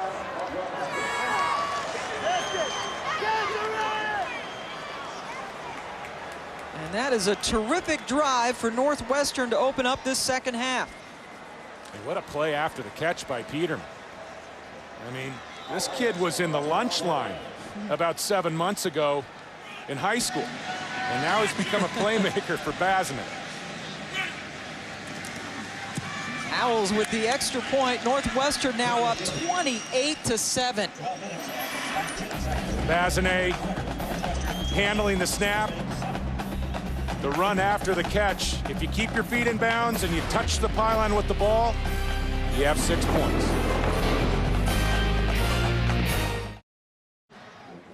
Northwestern has now run off 28 straight points. Eric Peterman caught his first career touchdown pass last week, a 67-yarder, the first score of the game at Purdue, and a nifty 9-yard touchdown catch from Brett Basanez as he stretched for the pylon, and it's 28-7 Northwestern over the 22nd ranked team in the country, the Michigan State Spartans.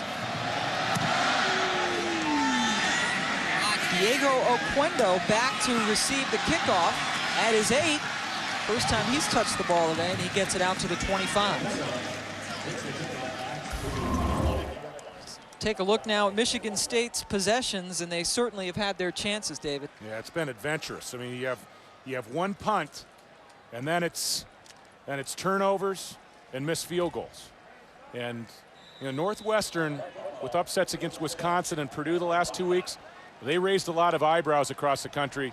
You know, if this score holds up, some people are going to spill their coffee tomorrow morning when they open up the sports page. Michigan State's first possession of the second half, and Kerry Reed catches the Stanton pass and is knocked out of bounds around the 30-yard line by Nick Roach. Now, Drew Stanton coming in #1 in the country in passing efficiency.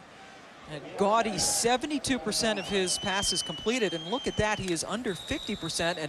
And you look at the 2 picks, he only had 3 in the season coming in and has never had a 3-interception game. Yeah, and the 2 picks came in costly areas of the football field, both down in the end zone as Michigan State was taking the ball in. 2nd and 5, Teague, the running back, gets it. And he, maximum effort as he appears to be about 6 inches short of the first down. Frederick Tarver making the stop for Northwestern. And if you're thinking this game's over at 28-7, think again, because Northwestern has blown a lot of big leads the last few weeks. Remember, they were up 23-7 to Penn State, ended up losing that game, led Wisconsin by 17 points in the 4th quarter, as that is a first down run for Teague. So they're up 17 against Wisconsin in the 4th quarter, and they had to hang on to win that game, 51-48. And against Purdue last week, they were up 28-9, actually trailed in that ball game, and Basanez had to lead them down for a winning drive to take the lead back and get the victory. So Randy Walker's team has given up a lot of big leads. Yeah, if there's one thing for certain, this defense for Northwestern can keep things interesting deep into a 4th quarter. Well, 2nd worst in the country statistically, as that pass trying for Matt Trannon, the 6'6" senior who also plays basketball here, but it's off his fingertips. Well, Drew Stanton came into this game putting together a year through 6 games with statistics that were the best really in the history of the Big Ten Conference. Hitting 72% of his balls, averaging over 10 yards an attempt. Not a completion per attempt. On that last ball, Cam, he's showing signs of struggling. That's a ball that Basanez has been hitting routinely in this football game.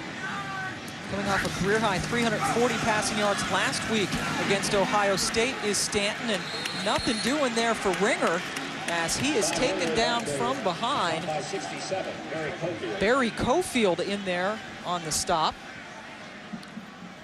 Cofield, the senior from Cleveland Heights, Ohio, and this Northwestern defense, as we mentioned, only Ball State gives up more yards per game on average than Northwestern.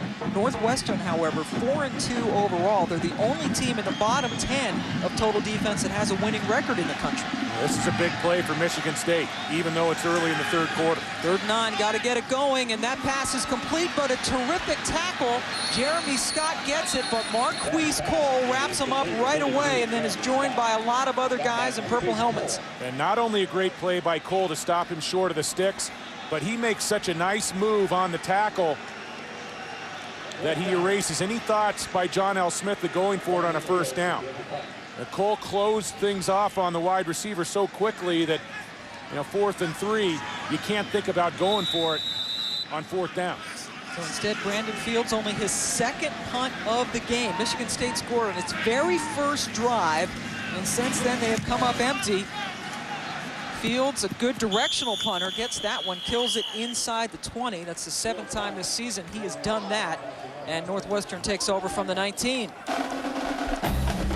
So the Wildcats up by 3 touchdowns. Brett Basanez led them to a touchdown last time he had the ball, and we'll have it when we come back.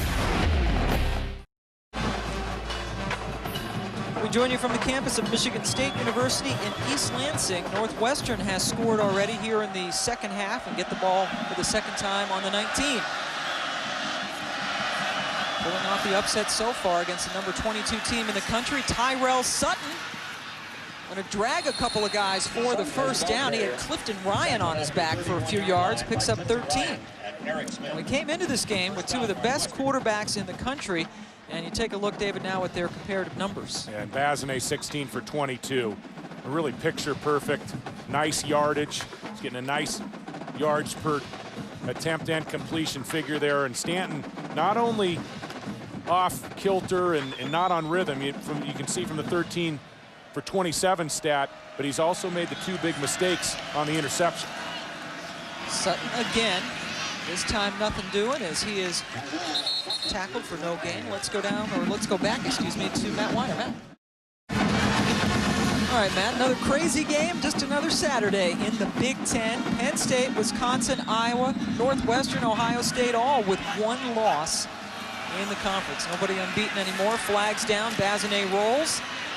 Looking for Fillmore, finds him. And Fillmore with a nice move to get away from Jaron Hayes.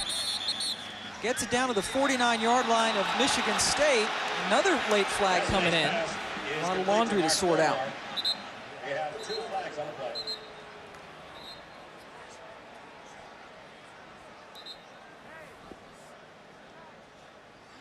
Mark Fillmore, like Brett Basanez, a senior, and these receivers in very good sync with this quarterback. Yeah, Spartans were in the neutral zone, and so one of the flags is going to go against the Spartans pre-snap. And I think we're going to see a late hit after the play. Defense, number 92. That penalty's going to be declined. After the play was over, personal foul, late hit, and number 36. Penalty administered, 15 yards from the end of the run. First down.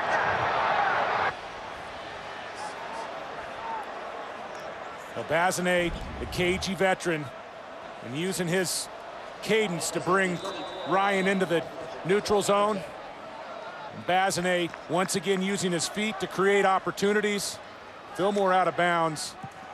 You know, and to be fair to it there, Eric Smith, you can't tell whether Fillmore's inbounds or out of bounds. I thought he held up on the hit. It wasn't violent. That was a borderline call.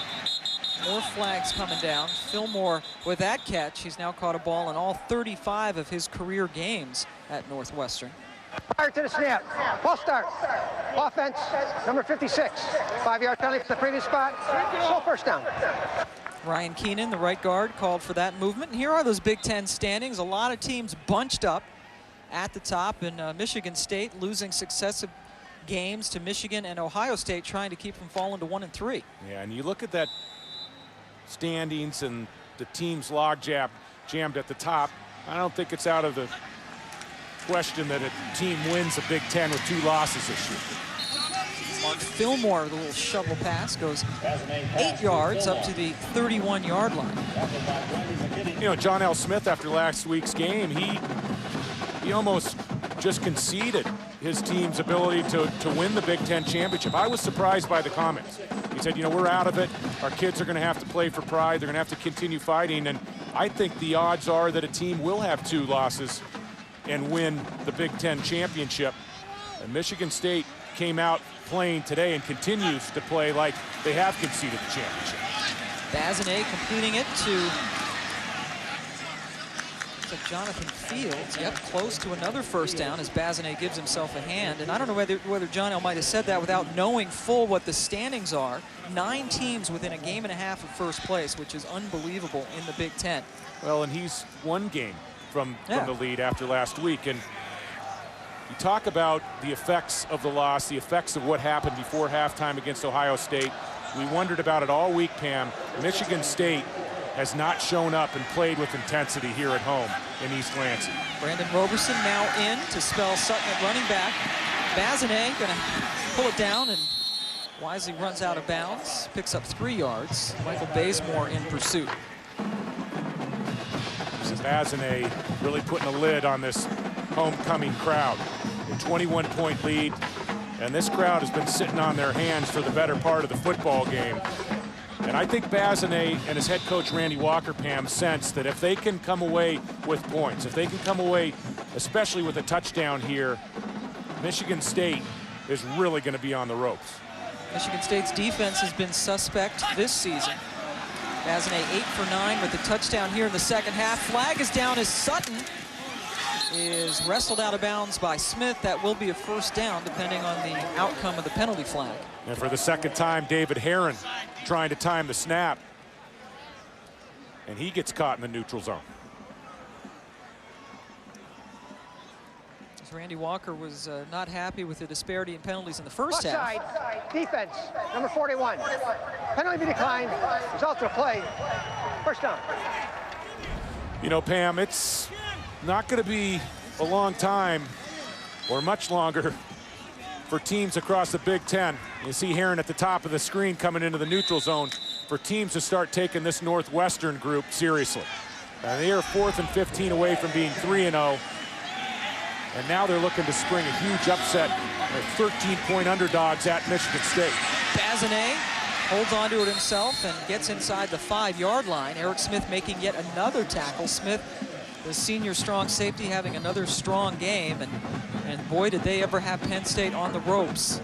A few weeks ago at Northwestern, we already mentioned they were up 23-7, and Penn State had a 4th and 15 on their own territory, converted, and then Derek Williams scores the touchdown, and Northwestern loses that game. If not, David, we're looking at a 5-1 team that's 3-0 in the Big Ten. And remember that loss prior to the Penn State game was against Arizona State, a team that had USC down 21-3. Basanez heads into the end zone for another touchdown. Basanez's second touchdown run of the game, and Northwestern goes up 34-7.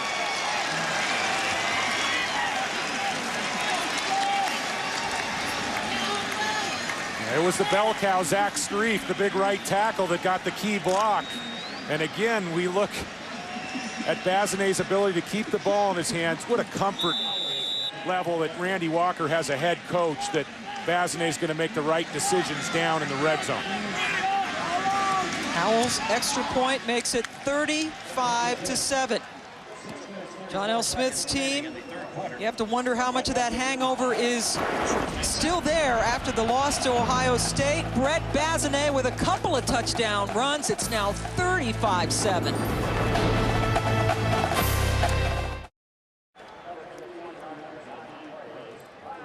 Welcome back to East Lansing. The Goodyear Blimp celebrating their 80th birthday this year today. Or this year is their 80th birthday. Today, though, the spirit of Goodyear floats above, providing our aerial view and reminding you to travel with peace of mind on Goodyear's new Assurance tires. Not the greatest read by me, but you get the gist. Goodyear, terrific pictures from the Blimp. High above East Lansing, and what the folks up in that Blimp are seeing is a terrific performance by Northwestern's offense again. And an opportunistic defense. Jeremy Scott gets that kickoff up to the 38. And we'll go back to Matt. A whole lot of scoring going on in that game as they hit the half. We have all scoring here by Northwestern. If you're just joining us, Michigan State scored on its very first possession. They went 75 yards in only 3 plays. The first offensive play, a 53-yard pass to Kyle Brown from Drew Stanton, and he short hops that one to Kerry Reed. Let's go down to the field now, and Jimmy Dykes. Well, Randy Walker is so proud of the development of Brett Basanez as a leader, and Brett Basanez has finally bought in to tell his teammates what they need to hear, not what they want to hear. And boy, he did it just a couple of minutes ago after that score put him up 35-7. Circled the entire team up, and in words that I'll try to put on the air, he said, hey, we are not done. I want a large knot on these guys' head, keep pouring it on. Ultimate leader down here, Dave Norrie. Yeah, that's pretty impressive. I mean, that is pretty impressive to see a quarterback round up his team with a 28-point lead and show that type of fire. And you could tell, Pam, on the sidelines that that was genuine emotion. Those were genuine words that Basanez was getting through to his team. And he's seen the comebacks the last 3 games. Penn State, Wisconsin, Purdue all showed the ability to come back against significant leads for Northwestern. 3rd and 9 for Stanton.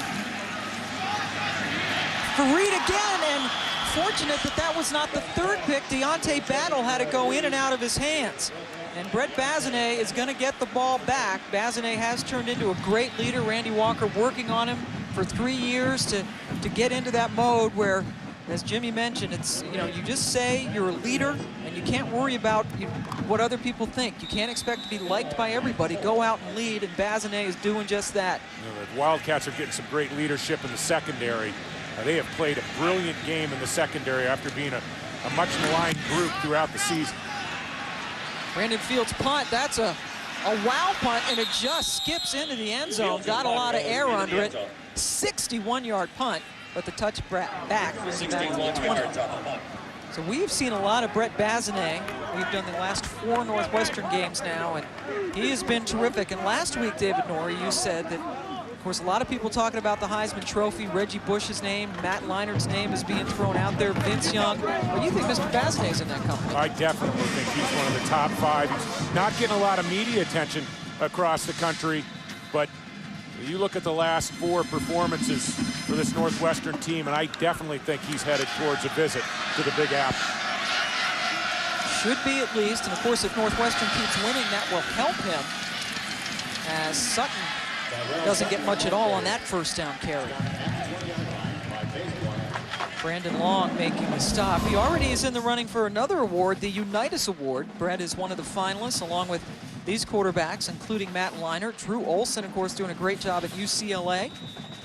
Your alma mater still unbeaten there, Dave. Yeah, and you look at that list, I think arguably the only quarterback on that list that is playing at the same level as Brett Basanez is Matt Leinart. And, you know, the Leinart legacy was cemented last week against Notre Dame on the quarterback sneak. What a great game, a terrific ending, and Jonathan Fields gets another 1st down, his 5th catch of the afternoon, and Northwestern just keeps churning out the yards and the 1st downs.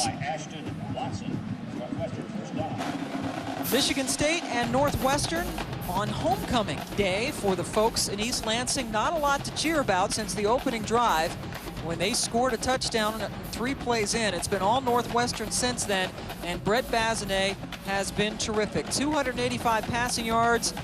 He also has run for a touchdown and thrown for a touchdown. He's run for 2 touchdowns and thrown for 1 touchdown.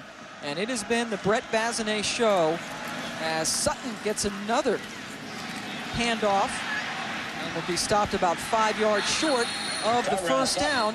We'll get you back to Matt Weiner. Matt. Getting very interesting. Pinozo, a very good linebacker for that Indiana team, as Terry Hepner tries to get him back going. Brett Basanez, 9 of 10 for 102 yards passing in this half. Brandon Roberson, spelling Sutton, is the ball carrier. Stopped a couple of yards short of the 1st down. For more on Brett Basanez, let's go down to Jimmy Dykes, Jim. Well, Brett Basanez, a guy that doesn't leave anything unturned in his preparation. He's a big believer in visualizing the game before it is ever played, and he credits a book called Mind Gems, An Athlete's Guide to Inner Excellence. He says he challenges his offense on Friday night, saying, you've watched the film, you know what to expect, see it before we play it. And he told me before the game that he saw it pretty clear last night. And you know what? I think the visualization is probably coming true, Jimmy, because I don't know how you could visualize anything better than this. Crystal. 3rd down, and they convert. Tyrell Sutton gets the pass and gets another 1st down. Stopped by Demond Williams and Thornhill. 1st down, Northwestern. Now, Northwestern has stolen the will from this Michigan State team. They have absolutely gone out and snatched control of this football game. And this Michigan State defense does not look like they have the intensity to finish off this football game. This is really a shocking performance by a Spartan team that was ready to crack the top 10 just 2 weeks ago. Really needing this win, trying to bounce back from Ohio State. They've come up flat. Basanez to Fillmore. His 3rd catch of the day, stopped about a yard short of the 1st down by Demond Williams. Offensive coordinators love quarterbacks who can frustrate defenses, who can make decisions, let the game come to them, pick receivers, get off covered receivers. And Mike Dunbar he has had a great relationship with his play calling and Brett Basanez over the course of this season. And Basanez so comfortable coming down underneath, continuing to frustrate Big Ten defenses. He always seems to make the right decision. Now on 2nd and 1. And Roberson gets the first down and a whole lot more. Brandon Roberson finally tackled down inside the 10 by Greg Cooper. But this Northwestern offense is just seems to be toying with Michigan State right now. And this Northwestern team is starting to get some backs healthy and back into the picture. They have the featured superstar, the true freshman Tyrell Sutton, but Roberson is a very big-time back in his own right, especially when you can spring him to the 2nd and 3rd levels of the defense. A nice shot there of Roberson covering up the football with both arms as he took it across the 10-yard line. Roberson, reason to smile. 31 yards, a career-long rush for him.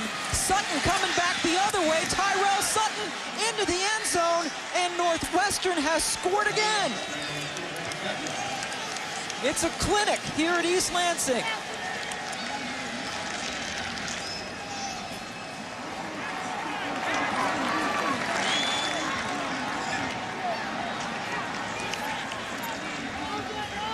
A lot of these folks with the score of now 41-7 on this homecoming day, giving up on Michigan State and starting to leave the building, as Northwestern has just shredded this defense now. 445 total yards and now 42 points.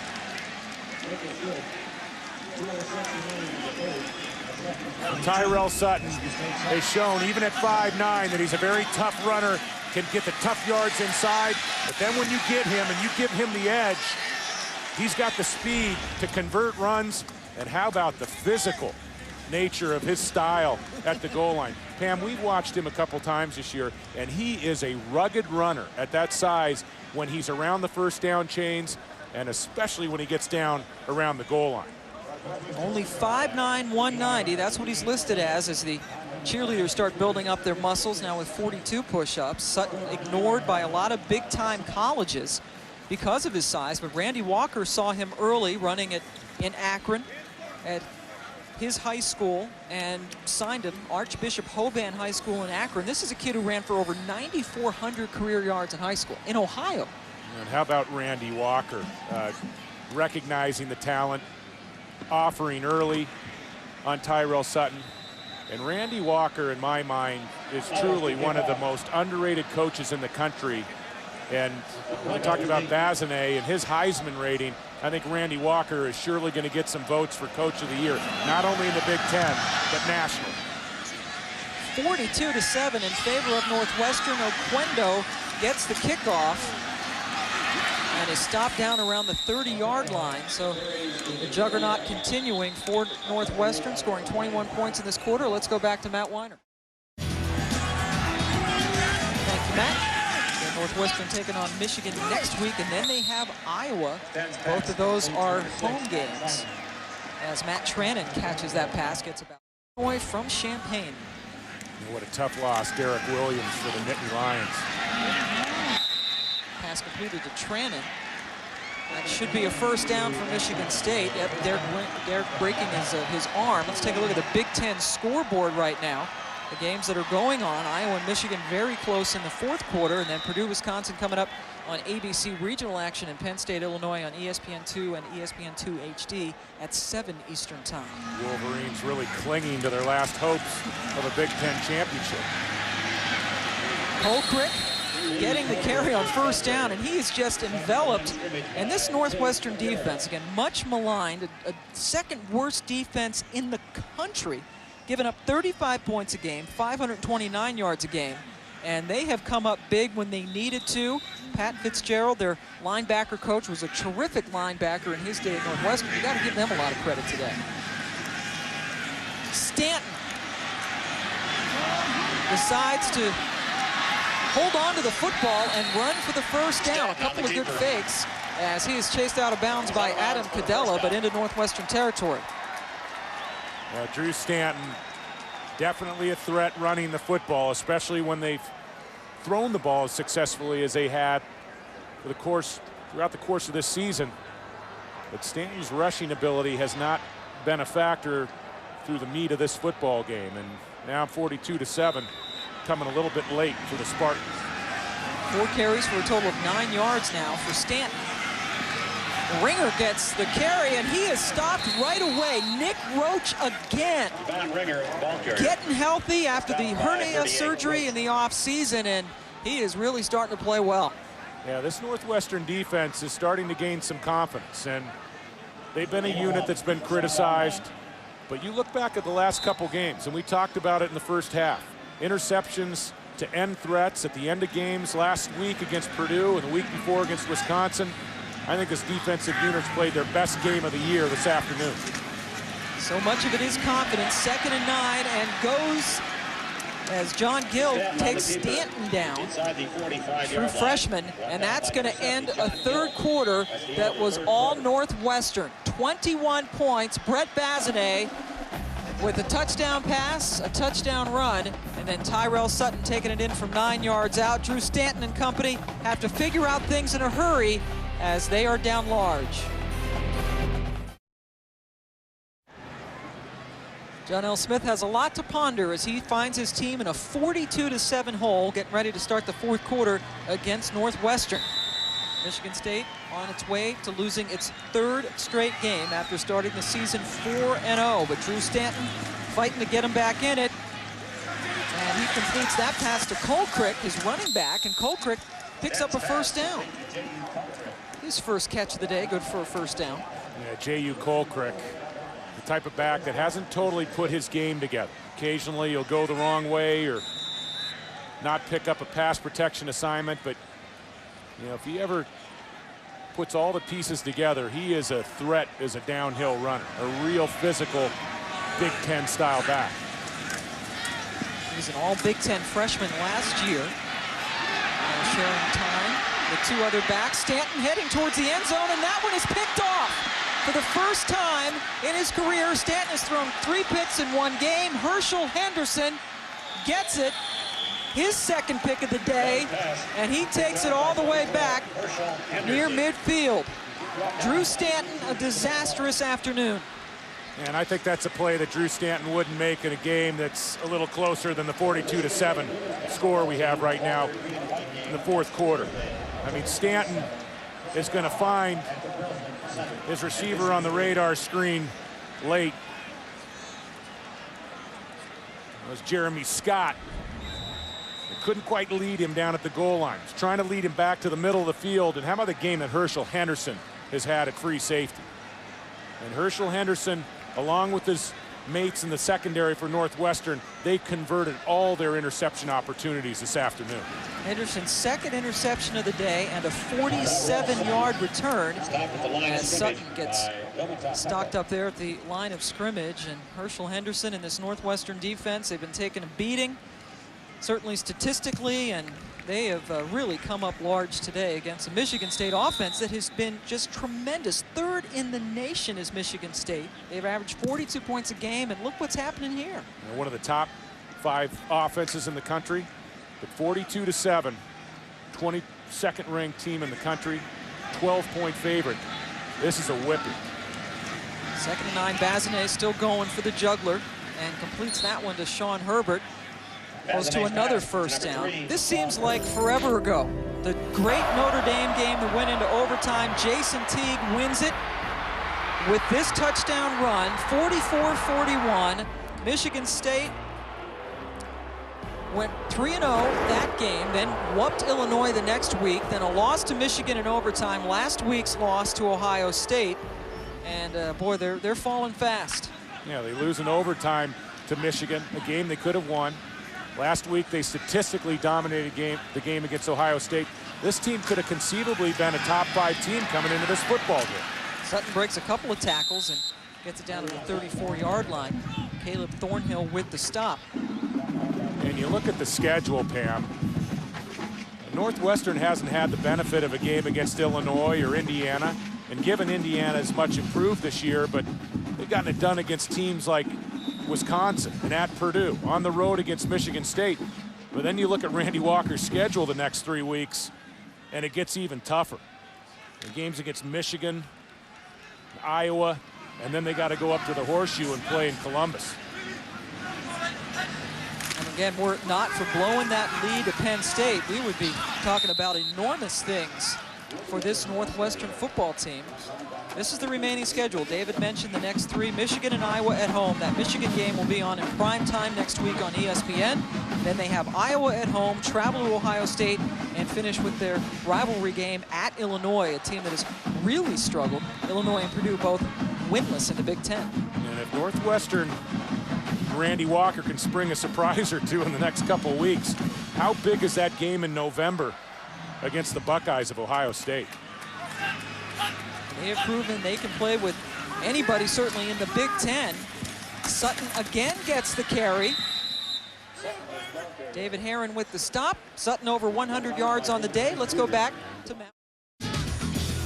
Preston, one of the big play guys from Michigan, has not seen too much of that this year, as that game continues to be a great one to watch in the Big Ten. This was not what anybody expected. 42-7 Northwestern. Fillmore, touchdown. Basanez finds another target and gets another touchdown for Northwestern.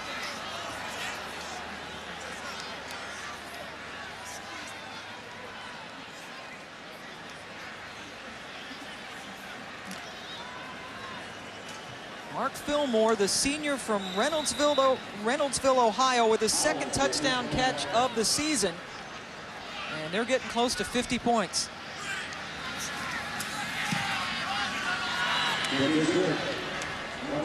Northwestern's offense about as good as it gets right now. Little pitch and catch, Basanez to Fillmore for 6 more points.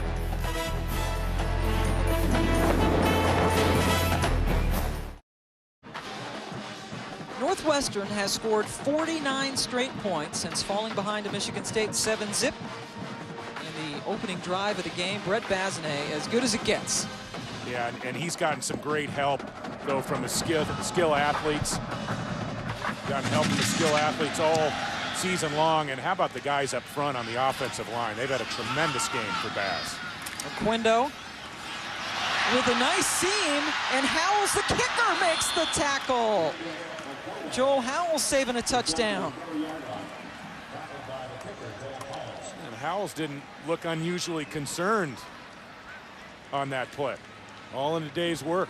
Yeah, sometimes you see those kickers out there, they kind of get happy feet, don't they, when they see somebody coming at them? They do. He looked pretty settled making that play.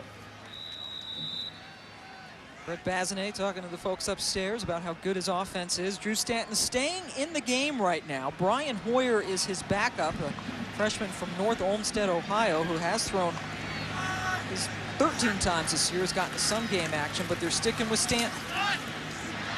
And he completes that one to Kellen Davis, his tight end. Stanton's pass is taken by his first catch. Well, and John L. Smith is frustrated. His coaching staff is frustrated. I know these players, as well as the fans in East Lansing, are frustrated, but it would be a big blow if your #1 quarterback, the #1 pass efficiency rating in the country coming into this game, were to go down with an injury when you're trailing by 42 points. Just ask Alabama about that with Brody Croyle a year ago. Colcrick struggling his way up towards the first down marker. Nick Roach with yet another stop. It is a first down, and let's go back to Matt. That's Buckeye football, finding different ways to score. Powers, promising quarterback for Indiana as they're going through growing pains of their own. And another completion to Davis, 2 on this drive. He stopped about 3 yards short of the first down. So Michigan State coming into this game number 22 in the country, and they were 2-touchdown favorite to beat Northwestern today. They were an angry football team. John L. Smith talked about it in our meetings yesterday. They had a chippy, angry practice on Thursday. Everybody feeling like they could come out and get all that anger with the Ohio State loss off their chest, and everything has sort of imploded on them. Colcrick running for the first down. Roach again leading the tackling brigade, 12 more yards for Colcrick, and Spartan is down on the field. So if there's a team in the Big Ten that you don't want to face, that you don't want to line up against, if you're feeling sorry for yourselves, if you're looking back a week ago, You know, a team that you don't want to take lightly, it's Northwestern. And the Spartans have found that out this afternoon. Gordon Nabilski limping off the field as he was shaken up on that last play. 1st and 10, however, for Michigan State, looking to score for the first time since this game was 1:06 old. And that pass is bobbled and held onto, at least momentarily, by Ryan Allison. The whistle did not come. Yeah, I think they're going to call the ball dead on forward progress. But how about the Wildcats staying after the football? Now, people are going to talk about Basanez, and rightly so. They're going to talk about this offense and the balance and just the overall efficiency of moving the ball against Big Ten teams at will. But this defense has really stepped up today, and it really bodes well for this football team, Pam, down the stretch in the Big Ten schedule. And dropping in his tracks is Colcrick, and that might epitomize what this day has been like for this offense. And confidence, obviously, a very important part. And Randy Walker has talked about his defense. He says every week we want to take small steps, get better every week. And he's been very positive with them, pointing out Deontay Battle, Herschel, Henderson, the guys who are making great strides. How important is confidence right now for this team as they get ready for Michigan and Iowa? Well, I think it's hugely important for them, and I think that's really been the major factor, the major issue. Their confidence has really shown through in the last 3 weeks, even the last 4 weeks. Against Penn State, they came out, jumped out to a 23-7 lead in that football game, and Joe Paterno's team, I think they were stunned before they got their feet back underneath them. And you know, we keep talking about it. 4th and 15 for the Nittany Lions on their own 14, 1:20 to go in that game. Northwestern has them on roller skates, and somehow Michael Robinson converts to Smolko for the first down, then to Williams for the touchdown. That doesn't occur. This Northwestern team is 4-0. A lot more people talking about him. Stanton on 3rd and 12 is stopped short of the first down by Adam Cadella, and there should be no doubt now that they'll go for it on 4th down. Earlier in this game, John L. Smith deciding to go for field goal attempts. And John Goss is struggling kicker. Yeah, and you not only forget about Goss in this situation or any of the place kickers, but you hold your breath. Drew Stanton running the football. Remember, he's less than a year coming off shoulder surgery. 42-point deficit. He's still in the football game.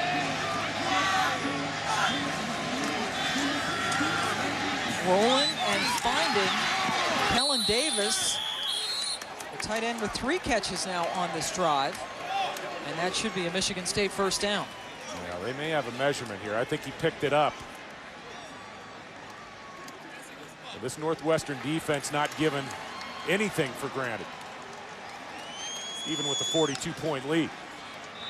And you know John L. Smith is going to face some heat in the press, at least locally, because this is a shocker. It was a first down. 1st and goal now from the 7. Colcrick, well, he's trying hard, driving his legs, taking a couple of defenders with him to about a half a yard short of the goal line. Northwestern struggling on defense, as we've mentioned. The fewest points they've given up this year, 14 points to Ohio in the season opener. Since then, the fewest they've given up, 29 points last week at Purdue. I mean, they have been stung by a lot of offenses, but not today, as Colcrick scores the touchdown. Their first score since this game was 1:06 old.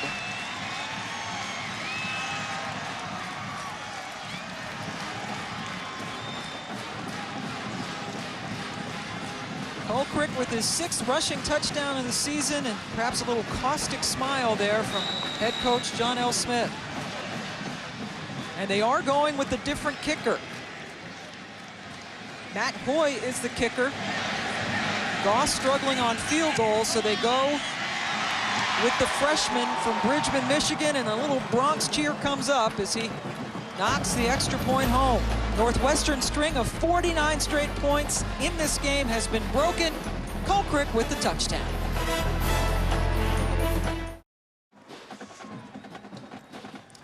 Welcome back to East Lansing, Michigan. For 80 years, one of America's most recognizable images, the Goodyear blimp, floating overhead, providing these great aerial views and reminding you to travel with peace of mind on Goodyear's new Assurance tires.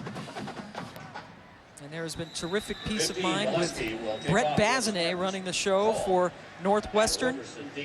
But a drive, a 59-yard drive by Michigan State, culminating with J-Rue Kulcrick's touchdown run, has made it 49-14 in favor of the Wildcats, who will get the football back. Roberson driven back to his 3. And the Wildcats will take over just over the 20-yard line.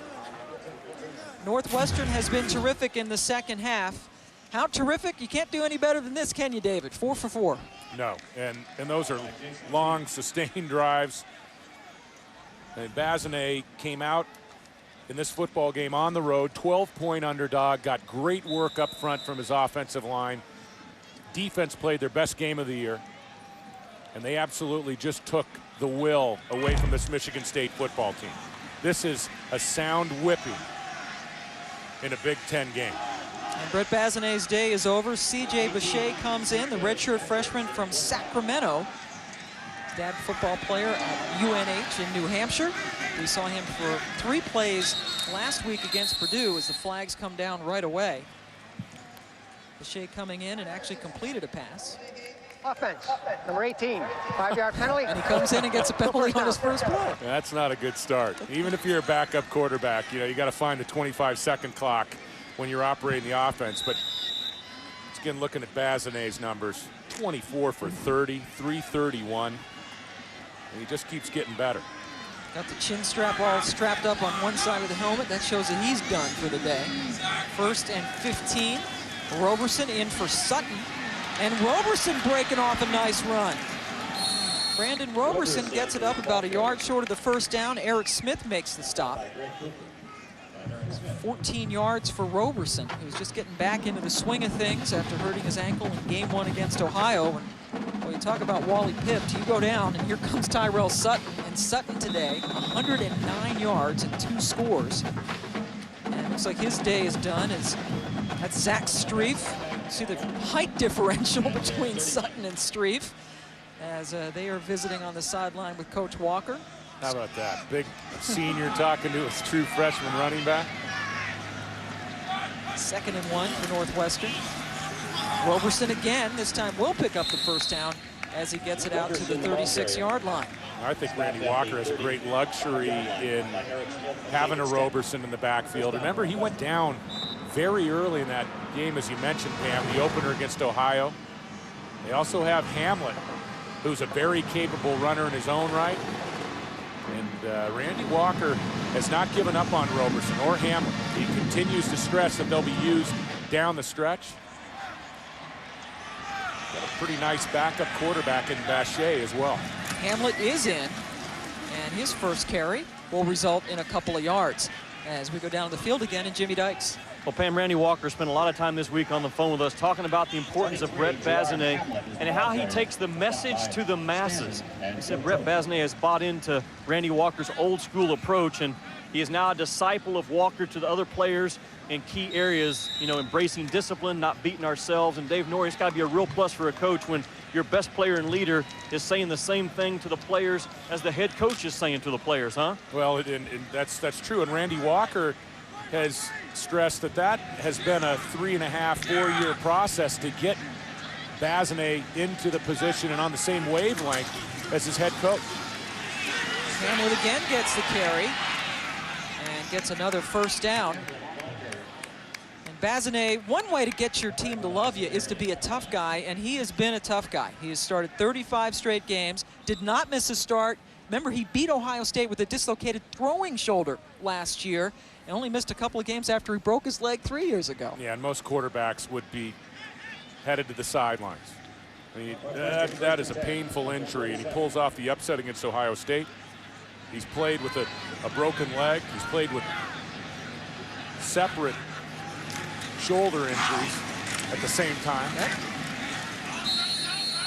Roberson back in the game, gets the carry. At the 50-yard line. by Eric Andino. Eric Andino in now, makes the stop. So Northwestern coming away and silencing what little is left of this crowd on homecoming. Now, what about Michigan State now, David? This is a team, they have Indiana next week, then they go to Purdue and Minnesota, finish up with Penn State. You're 4-3, you're 1-3 in the Big Ten. How do they regroup from this whooping? Well, 2 years ago, John L. Smith, it puts together a nice season. They're 4th in the Big Ten, but he's Big Ten Coach of the Year. You worry about last year. You know, they were 5-7 a year ago. They lost 4 out of their last 5 games, including a game to Hawaii. And you worry about this team down the stretch. Roberson, that's a good tackle as he is stacked up by Andino right around midfield. Stop or no gain by Andino and Justin. It's been nice having the Goodyear blimp along with us to capture all of the aerial views, the great show being put on by this Northwestern football team today. As they have it now 3rd and 6, the backup quarterback C.J. Bechet in there, and the clock is running. Hamlet, no go as Hamlet, the green shirts get a stop. The Spartan 46-yard line. And that is the first drive today, here in the second half at least, that Northwestern has not scored a touchdown. Yeah, and they're shutting things down. Bechet, backup quarterback, comes in, 49-14. Randy Walker, really a supremely classy coach, and he's not going to try to pile yards and/or points up on the scoreboard. In fact, 4th and 3, he has Bechet and the rest of his offensive unit out there. He's going to let the clock run down as much as possible. Yeah, he showed a lot of confidence in Bechet last week, Pam. We did that Purdue game on the road, and Basanez was shaken up. Northwestern was backed up against their own goal line. Key situation on the road against a tough Big Ten opponent. And they came out, first 2 plays were pass attempts by Bechet. 4th down. They do let the play clock, in fact, run all the way down. So they'll take the 5 yards, and now the punt team will be heading onto the field. Ryan Peterson, only his 3rd punt of the game because this offense has been firing. Pretty solid game by the officials, too. Yep. I mean, you know, when the officials and the crew don't come to the forefront, usually that's a great game. They've been solid officiating this game throughout. Jim Lapatita's crew. Peterson with a kick that Terry Love will let roll out of bounds. Jim Augustine, our replay official, visited with us before the game, said that, you know, I hope I don't have to, you know, come into play today. And Jim's been watching the game. It's been a great officiated game and a great game if you're a Northwestern fan. Drew Stanton standing on the sidelines, number 5, just watching now as Brian Hoyer, a freshman from North Olmsted, Ohio, outside of Cleveland, coming in to mop up in a 49-14 game. And his first pass, intended for Carl Grimes, is incomplete. Corey Dias among those in on the coverage. And Randy Walker doing some terrific things since he came over to Northwestern. You see in the last 10 seasons plus, a losing record overall, but 3 Big Ten titles, the last coming 5 years ago. Yeah, and of course, those 95 and 96 titles didn't belong to Randy Walker, but this Northwestern program, not very highly acclaimed, but then you look at those 3 titles going back to 1995, and you got to take this program seriously every time you line up. And Coach Barnett with the first 2 titles, of course, went on to Colorado, but Randy Walker doing some amazing things this season. He takes off the headphones, and for a coach, that's kind of, that means his day is pretty much done. As he and his staff orchestrating a masterful performance today on both sides of the football. Defense giving up 423 yards, which for Northwestern is really good. Ryan Allison that time of the ball. You look at Randy Walker, I can assure you in his last 3 games, opening 3 games of the Big Ten schedule, he was wearing his headphones down the stretch late in the 4th quarter. Yep, no blown lead today as they have done previously during this season. 2nd and 1. Hoyer going to pass, and he finds Davis. The tight end has been very active here in the 4th quarter. Corey Dias making the stop. Let's go back to that Penn State game. Were it not for this, David Norrie, oh, where would they be? Yeah, 4th and 15 on their own 14. Robinson to Smolko. And then, just over 50 seconds to go, the sensational freshman Derek Williams on a corner route. It looked like Jopa was finished in that game. What a comeback. They had a 23-7 lead, did Northwestern, as Allison, true freshman, makes another catch. And again, if it were not for that incredible comeback by Penn State, we'd be looking at a Northwestern team that would be, after today,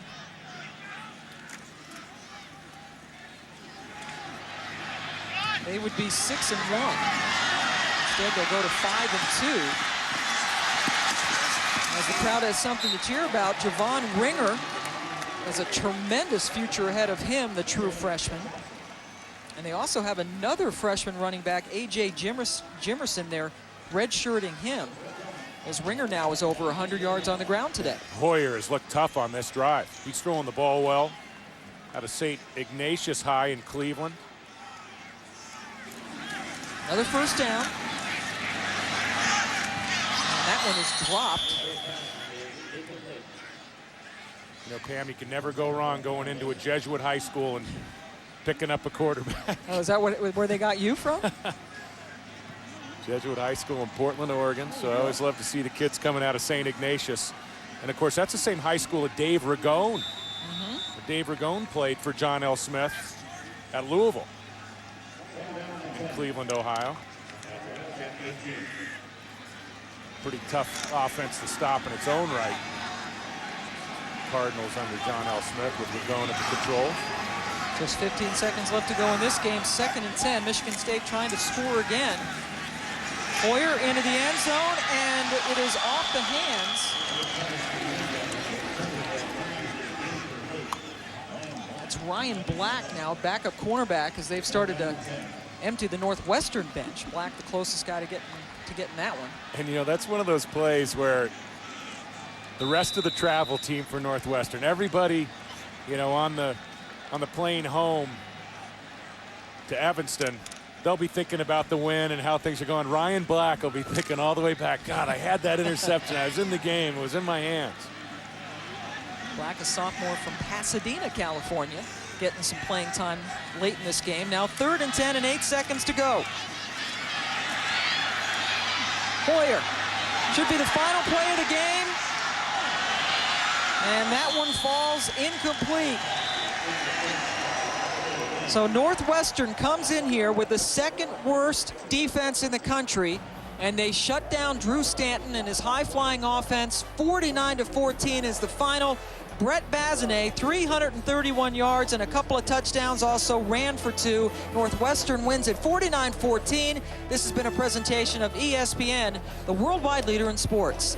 Coming up next, it's College Game Day Scoreboard presented by Acura. For David Norrie and Jimmy Dykes, I'm Pam Ward. Thanks for joining us from Michigan State. Now let's go to Matt Weiner in our ESPN studio.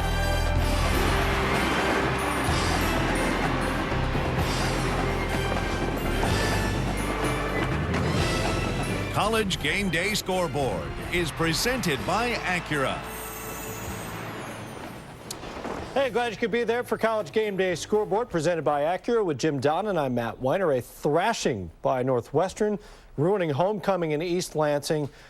The Wildcats, this was an impressive performance. What do you make of Northwestern, who could be, depending upon what happens ahead of them in the conference, could be in a tie for first place by the end of the day? That's right. How about this defense for Northwestern? You know, everybody talks about, this might be a game where you score 100 points. Both teams get 50. Northwestern lived up to their end of the bargain. They got 49, and they did a terrific job defensively and caused a lot of turnovers. And we have to address Michigan State as well. 3rd straight loss for them. All difficult for different reasons. What's happened to the Spartan program? Yeah, I can't wait to go in there and talk to Coach Holtz in a minute and talk about comparative scores, because you know what Michigan State did to Notre Dame in overtime. But realistically, I just think they had that last week's loss just had to kill them. You know, have Ohio State down. And ever since the second half of that game last week, they just hadn't looked like the same team. The Michigan game, the Ohio State game, which they dominated statistically, then the blown field goal, wound up losing that one, and now complete dominance by Northwestern.